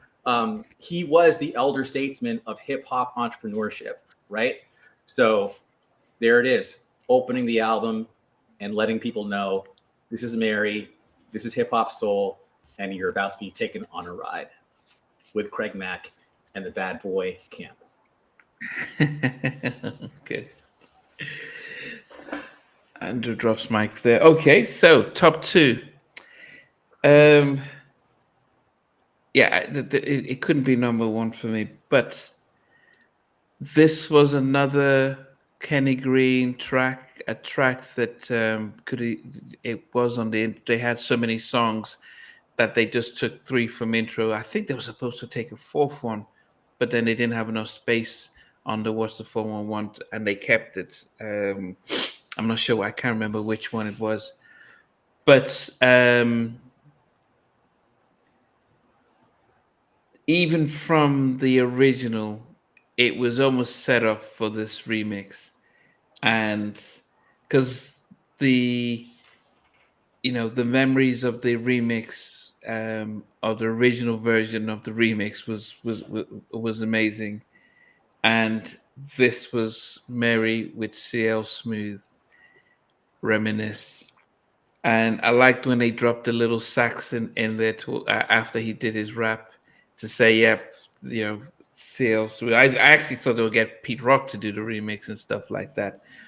But this was Mary sounding and channeling a little bit of Anita Baker, who she idolized. She always talks about idolizing Anita Baker. And then when she starts off, when she does, she just sings. It's I can't remember which of the Anita songs that it just it sort of brings homage to, but Reminisce from top to finish, amazing track and a fitting remake, and especially featuring CL Smooth, which CL has his own style, and I think that's one of the things I loved about the hip hop artists back in the day is that they were very distinct, and CL Smooth sounded very different from you'd get from a Guru, from a Grand Puba, and you could hear and flow with that. Very conscientious rapper. Reminisce, CL Smooth, number 2. Okay, Vijay. My number 2 has that incredible bass line from 1982, Kenny Burke's Rising to the Top. There you go. Oh my God, when I first heard this, it was just Love No Limit in a club. That mix was just the best. It was just different feeling. And I know there are other songs. I know there's a song, I put Real Love at number 8. Real Love's a massive song. I know what the impact it had, but and I know Stevie, you mentioned the ladies. Ladies loved it. They used to go nuts for it. But Love No Limit, for my ears, was the one. Number 2, and on this, on the single, there were like there's a Puff Daddy mix, which is the one which was done with Daddy O. There's a hip hop mix, Bad Boy mix, and a jazz mix, which is also incredible. So if you don't have it, you should check it out. But Love No Limit, deservedly at number 2 with that incredible Kenny Burke sample. And also, just wanted to say, Kenny Burke's Rising to the Top is one of the most used samples in hip hop history. There's a reason. It's just perfect. It's a perfect record. Yeah. So thank you, Kenny. Different Kenny, not Kenny Green, Kenny Burke this time. I'm always talking about the other Kenny. Yeah, but Kenny did 3 tracks. So he wrote Reminisce, Love No Limit, and My Love.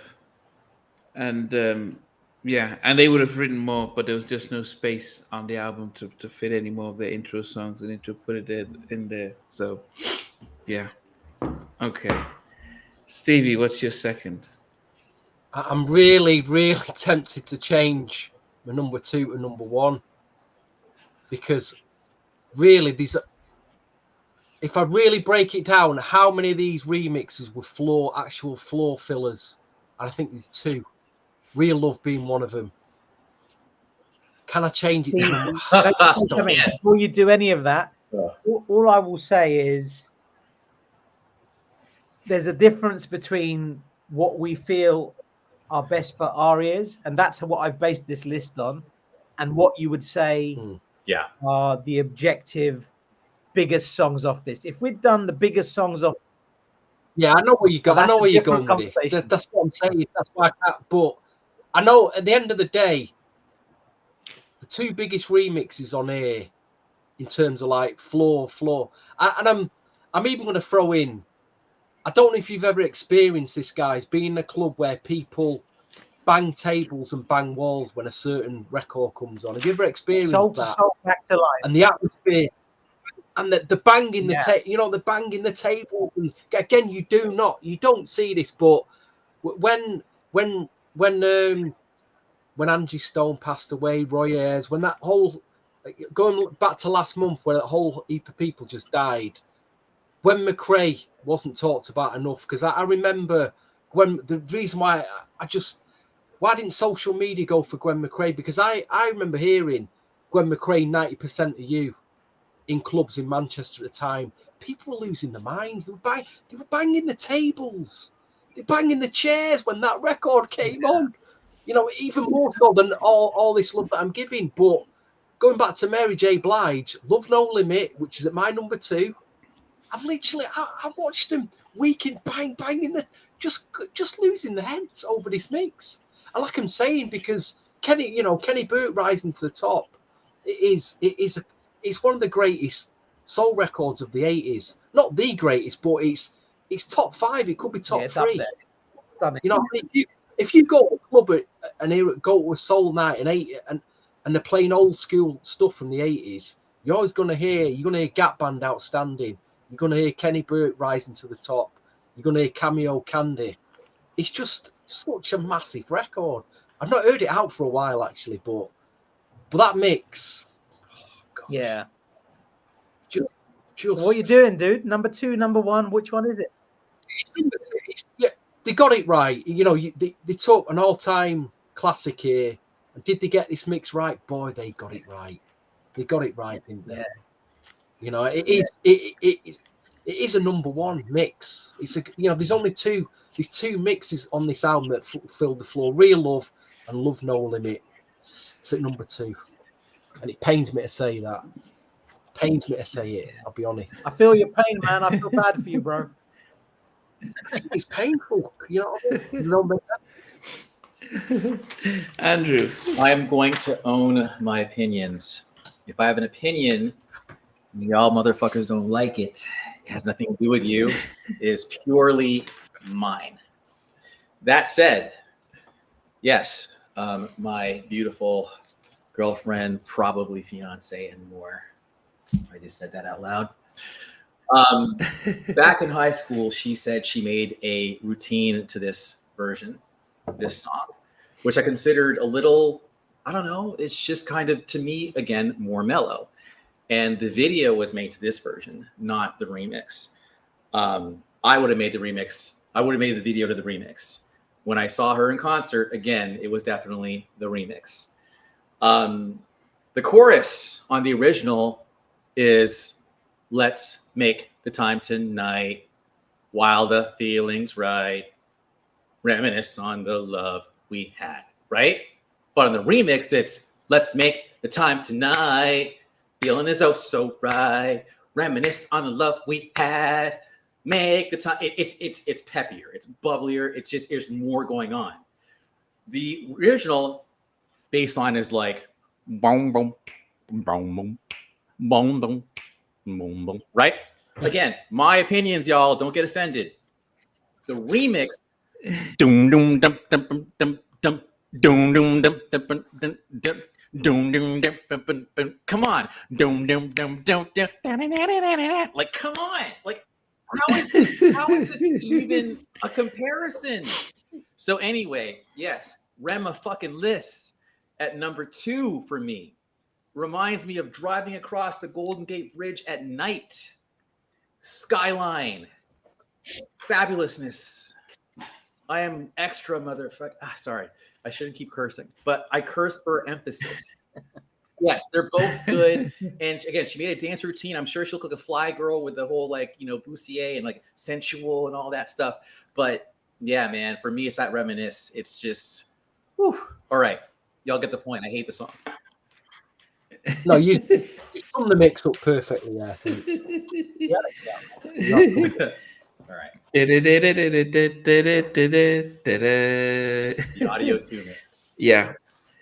It's it definitely definitely a different version. But she performed that with CL on shows. She was doing she was doing the remix version on there because it was just something in there. Okay, just going from 10 down to 1. At number 10, I had Sweet Thing, a little bit better than the original. Nice little drum beats in there. At number 9, I Don't Want to Do Anything featuring KC, as again a lot more soulful than the original.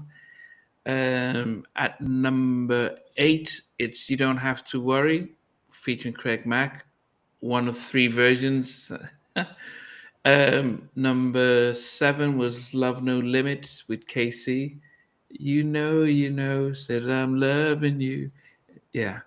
Number 6 was You Remind Me featuring Greg Nice. Number 5 was Biggie's Coming Out Party. What's the 411 with KC?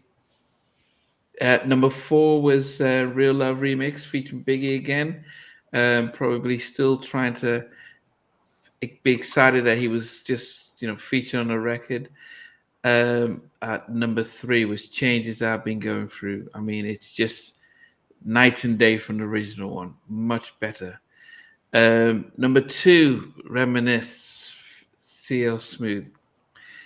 And number 1 is a track that I probably rinse on this album. When I say rinse, I mean I play it so often. I mean, when I make a mixtape, and I have my top 20 songs, this is always in there. It has this Nothing But a Party. I'll grab some of my songs that I constantly play, and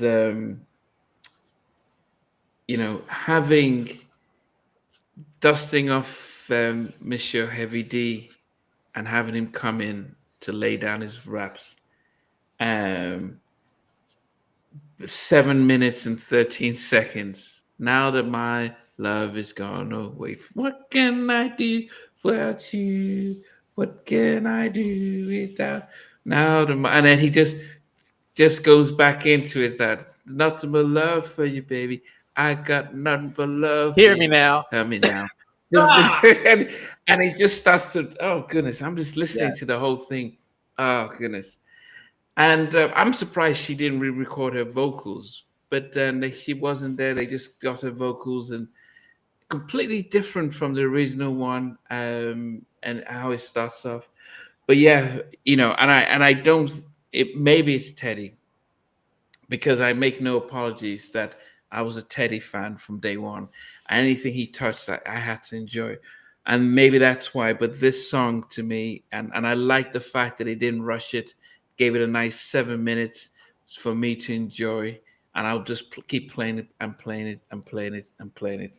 So my favorite track on the album, probably why I like the album so much, is because of those 2 Teddy remixes.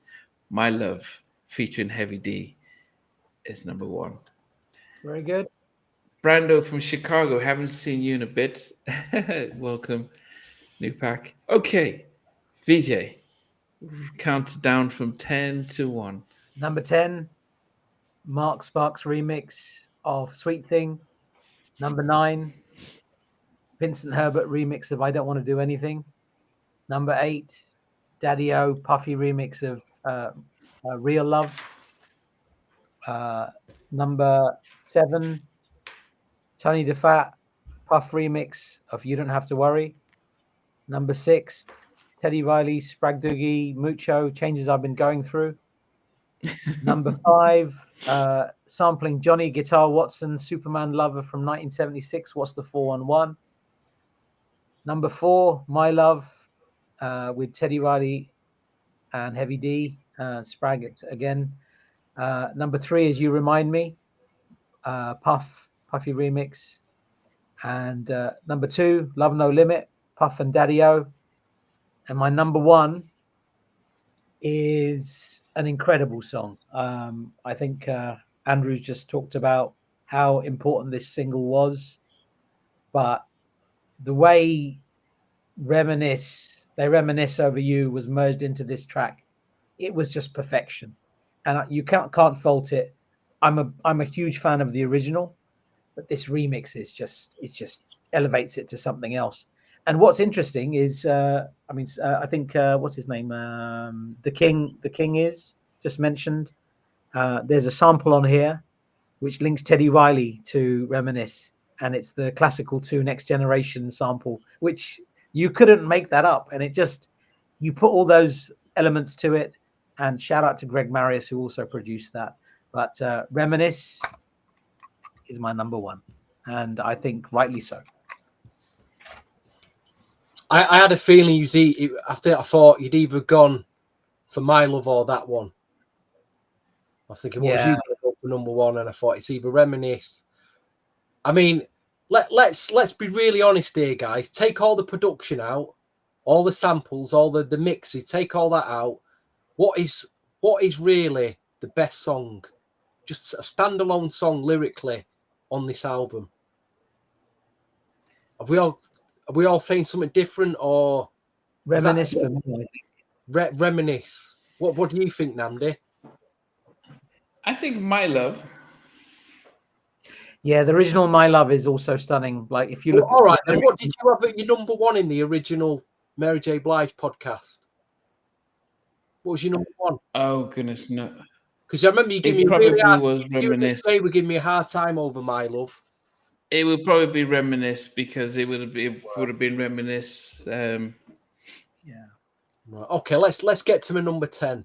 Changes I've been going through at number 10 for that's probably the most debated on here today, and I gave my reasons for it. You should always back up your reasons. Number 9, What's the 411, which I need to listen to. I need to give that a bit more attention because I just didn't at the time. Probably because I didn't get I couldn't find the 12. You know, I did. This was probably one of the reasons why I bought this album. Thought, well, at least there's one mix here that I don't have, and it's that one. And probably That Sweet Thing. Number 8, I Don't Want to Do Anything Else. Number 7, You Don't Have to Worry. Number 6, Sweet Thing, which has been a complete rediscovery and revelation for me. Like say the Babyface track, Let's Get Romantic. Been that actual remix. Number 5, You Remind Me. Number 4, My Love. Number 3, Real Love. Number 2, It's Killed Me to Be at number 2, Love No Limit. And number 1, everything Vijay said about Reminisce, the actual remix.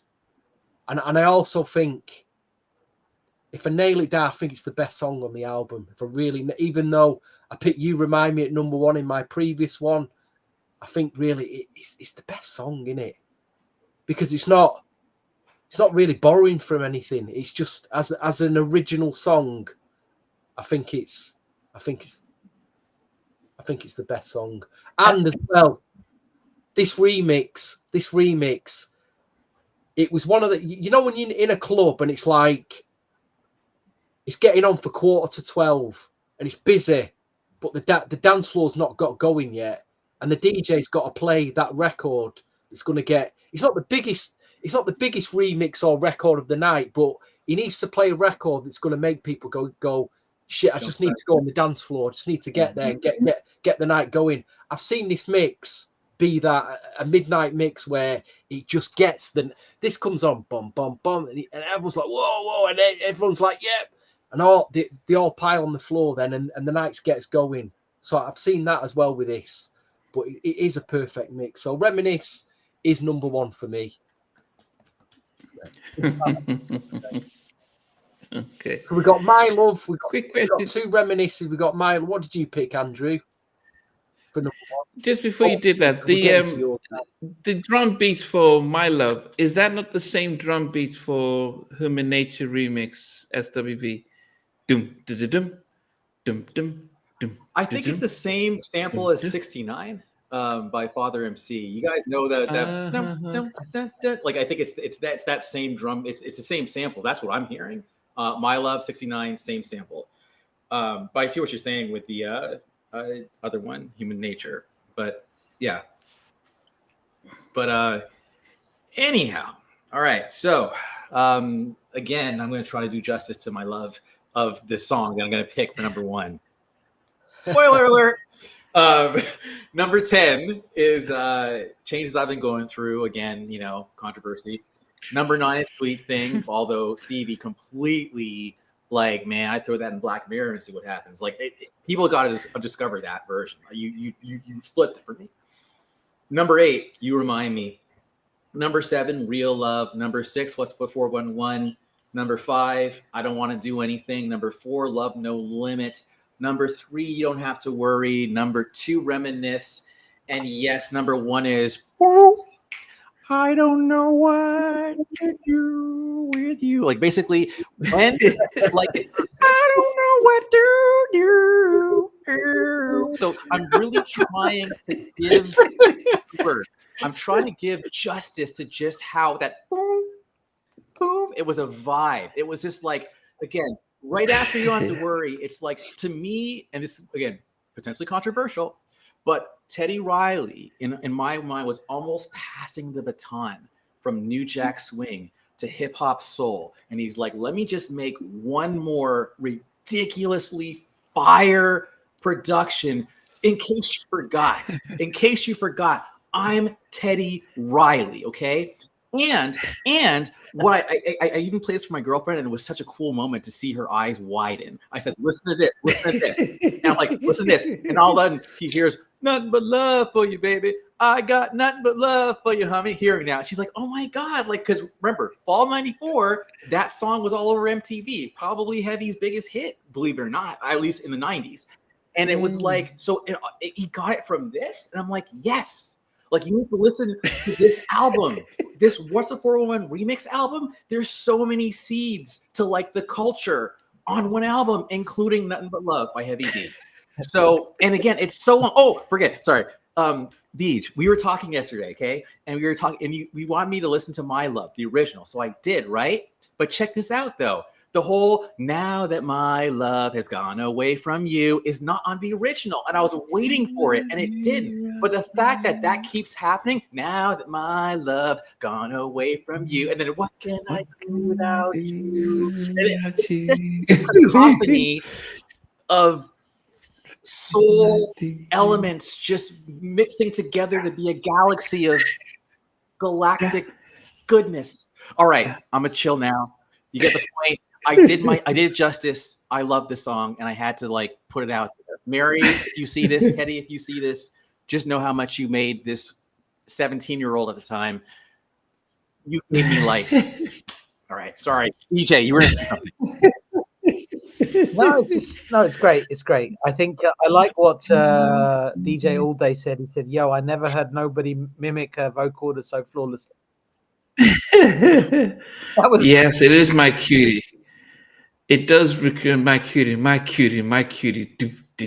drum loop of my cutie. What can I do without nothing but love? Yeah. Yeah, as I said, it's a nice long track, and I just love how it just flows around like that. What can I do without love?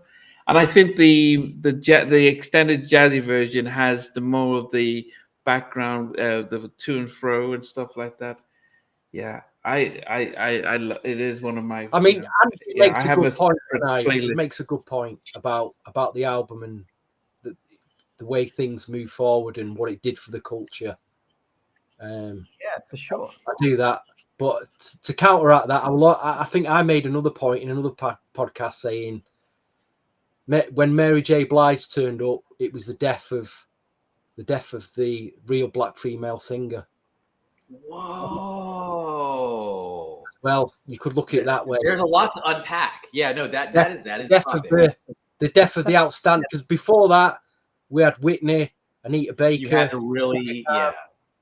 When Mary J. Blige turned up, it was all over for that. What about like what's her name? Oh my gosh, she's from Chicago. Shoot, she's an EGOT. Oh my god, Jennifer Hudson. She can sing, right? Yeah, but I mean, who bought the albums? I mean, what you're saying is back in the day, we were, it wasn't about the look and image. Sorry, Nam, but it's harsh to say, hard to hear.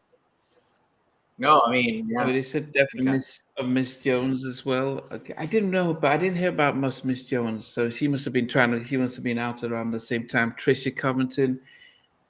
It became more of a production-led stuff. So we focus on the production and the whole stuff. Or image. The Regina Bells, the type of, I remember Regina, A Whole New World. That was more adult contemporary, but it was still vocally like, oh, that's what we were listening to. But then Anita Baker and all the stuff, it became more of the production and stuff. But yeah, well, half of us picked My Love featuring Heavy D, and the other half picked Reminisce. I had Reminisce as number 2, And I did too. but So it was perfect. okay. Yeah. Both great mixes, Yeah. both great remixes. No doubt. Yeah, but as I said, they've it's definitely. As I said, I'll be honest to say that My Love and Changes made me really love the album. But yes, it was something that I would have preferred Teddy doing an original track for Mary to see what he would have done with her. But she was supposed to be on drama on the final album, and when Eric Williams went to record the vocals without Teddy, she said to Jimmy Iovine, "Scrap it, take my vocals off of drama," and unfortunately, that made a difference for that album. But anyway, Please, hope you guys. go and buy the new album. Go and buy, keep it going. Another thing that I wanted to say about My Love and how it was the baton of New Jack Swing to hip hop soul was, to me, like Heavy was more New Jack Swing, Biggie was more hip hop soul, right? So again, My Love with Heavy on there was that more New Jack Swing era. Like, it was the end. It was like this, almost like a swan song for that era. And then you've got the What's the 411 remix, which is straight up hip hop soul, and you've got Biggie on it instead. So I just wanted to just kind of really even point that out as far as two major kind of collabos happening on the same album, with Teddy and Heavy. And then who did What's 411? Was that Dave? No, Tumbling Dice, you said, right? Sabi Rashad. Yeah. And then of course. Anyway, y'all get the point, but I just had to throw that in there because I had so many thoughts around the album. Sorry. Yes, get the album that CD is talking about, the new Mary. Her Gratitude album, and she's on tour. She's moving to the UK, so definitely appreciate you guys. I hope you guys tuning in. The list, the master list. Yeah, we need to do that. Okay, the master list. Go ahead. Yeah, so this got quite a few submissions this time. If you are interested in Mary J. Blige remixes, this came out in 2019. I think it's on streaming sites. It's called Her Story. And if you are a real collector and you like 7 inches, those remixes are available on this Uptown kind of box. It's kind of cool. Top 10 from everybody that submitted their lists. At number 10 was Sweet Thing. Number 9 was Changes I've Been Going Through. Number 8 was I Don't Want to Do Anything. Number 7 was What's the 411. Number 6, You Remind Me. Number 5, You Don't Have to Worry. And I got grilled so badly when I said I didn't rate Real Love. Real Love is at number 4 on this list. So no disrespect to the track, but this is an objective list, and Real Love made it to number 4 after all the submissions. My Love is at number 3. Number 2 is Love No Limit. And number 1 is what the original title was going to be for What's the 411. And that was going to be Reminisce. The album was meant to be called Reminisce. And that is the number 1 song as voted by everybody collectively. Read that top 10 again, the top to 5. I missed that for some reason. My head was thinking. Okay, so number 5, You Don't Have to Worry. Sorry, from number 10, sorry. From number 10? Yeah, read from number 10 to number 5. I missed that. I weren't listening, sorry. 10, Sweet Thing. 9, Changes I've Been Going Through. Yeah. 8, I Don't Want to Do Anything. Yeah. Number 7, What's the 411? Yeah. Number 6, You Remind Me. So Changes I Was Going Through was at number what? Number 9? Number 9. See, I see. Right up there. I knew, you see? Right up there. Where it belongs.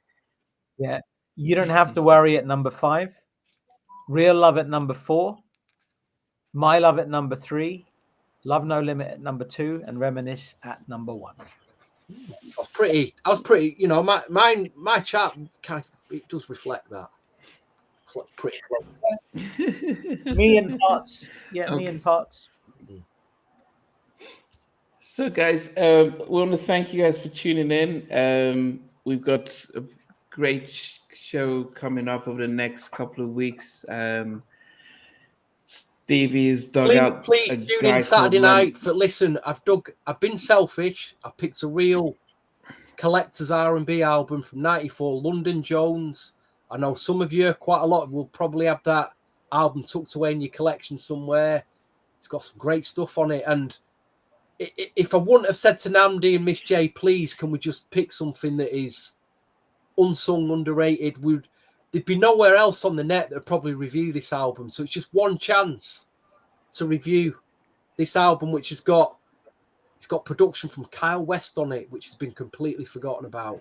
Angela Wimbush, Tricky Stewart, them guys, Stanley Brown. Oh, It's got the production team on it is unbelievable. I'm not saying it's a perfect album, because there is some tracks on there, that 3 or 4 tracks that you could skip, but the good tracks on it, the 7 or 8 tracks on there that are absolute killers. I mean, real killers. So Saturday night, please join us. Please join us for that. And we may do an album as underrated or as unsung as that again, because Nnamdi likes to keep going over Teddy Riley, keeps going over Jam and Lewis, keeps going over LA and Babyface. When will we get to Troy Taylor and the characters? When will we get to the Untouchables? When will we get to Full Force? We've got to get to all these people at some point. Dallas Austin, please. Dallas Austin. We've got to at some point move on from Teddy and LaFace and Jam and Lewis. Let's get it out of our system. Let's get it out of our system, guys. In this upcoming podcast, we can move on and get to all these others that were just as part of Jack Swing. Please. Before So that won't happen, guys, because they're part of the history. They will. We don't really do producers. We do Chucky the albums. Booker, I like that. Chucky Booker top 10. That'll be a good one. I'm sure. So May 4th, it's going to be probably one of the hardest episodes, because we've got to pick 15 different albums, 15 different tracks from 15 different artists. 5 produced by Teddy, 5 produced by Jimmy and Terry, 5 produced by LA and Babyface.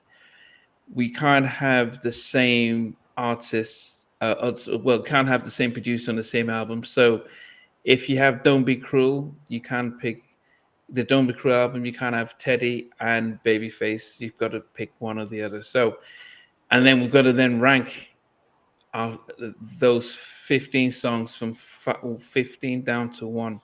Which is probably, I think, is going to be the hardest part of it. So that's the battle of the producers in 2 weeks' time. Teddy versus Jimmy versus LA and Babyface. So, yes, tune in for that. Tune in for London Jones. I think we've got Jodeci on the 18th, Diary of a Mad Band. So that's also going to be really interesting. What some call one of the greatest R&B albums produced in the 90s. Some of the producers really love that. So quite a lot going through on that as well. But Joe has I think he did have one featuring Arkell. And yeah, pleasantly surprised with the album, Stevie. I think if he was a group, he would have done much better. And if he wasn't an MCA, he would have been better. So this Saturday's London Jones. And he was on the House Party soundtrack. That's when and the only time I've heard of London Jones was that House Party 2 soundtrack. We have to do the House Party 1 and 2 soundtrack. Probably one of the best soundtracks ever made, and probably set the tone for soundtracks going forward. No, I appreciate you and Miss J have not heard that album before, so it's going to be good to hear both of your thoughts on that album. I've only heard the one track that he had on the House Party soundtrack. Really good to hear your thoughts on that album for the first, as a fresh out, you'll be totally fresh to you. So, and the interesting thing about London Jones is that he was label mates with Aaron Hall and Damian Hall, and Jesse Powell, amongst a few others, on Silas Records. So Yeah, so that was the issue with that MCA Silas. It was just that they just had too many black artists that they just, they just didn't really. They just decided, oh, you didn't sell, pick up the next one. Great A&R But anyway. spotting though. Great A&R to spotting. Yeah, yeah, and then he probably did. He did have that Terrence 10 Derby type of vibe, and as well. Yeah, but anyway, Mo Money soundtrack might make. I think a song might make my top 15. Who knows? I'm not saying anything in there, but yes, it could make it, but who knows? Anyway, guys, I just got back from France, so I'm quite tired. But it's been a great show. My Love and Reminisce were tied for number 1 on both of those, and so we're gonna see you guys next week and weeks to come. So from the 4 of us, we love you, and we'll see you guys soon. Take care, guys. Bye. Take care. Thanks for watching. Hey guys, thanks for watching. Thanks for being a part of Halftime Chat.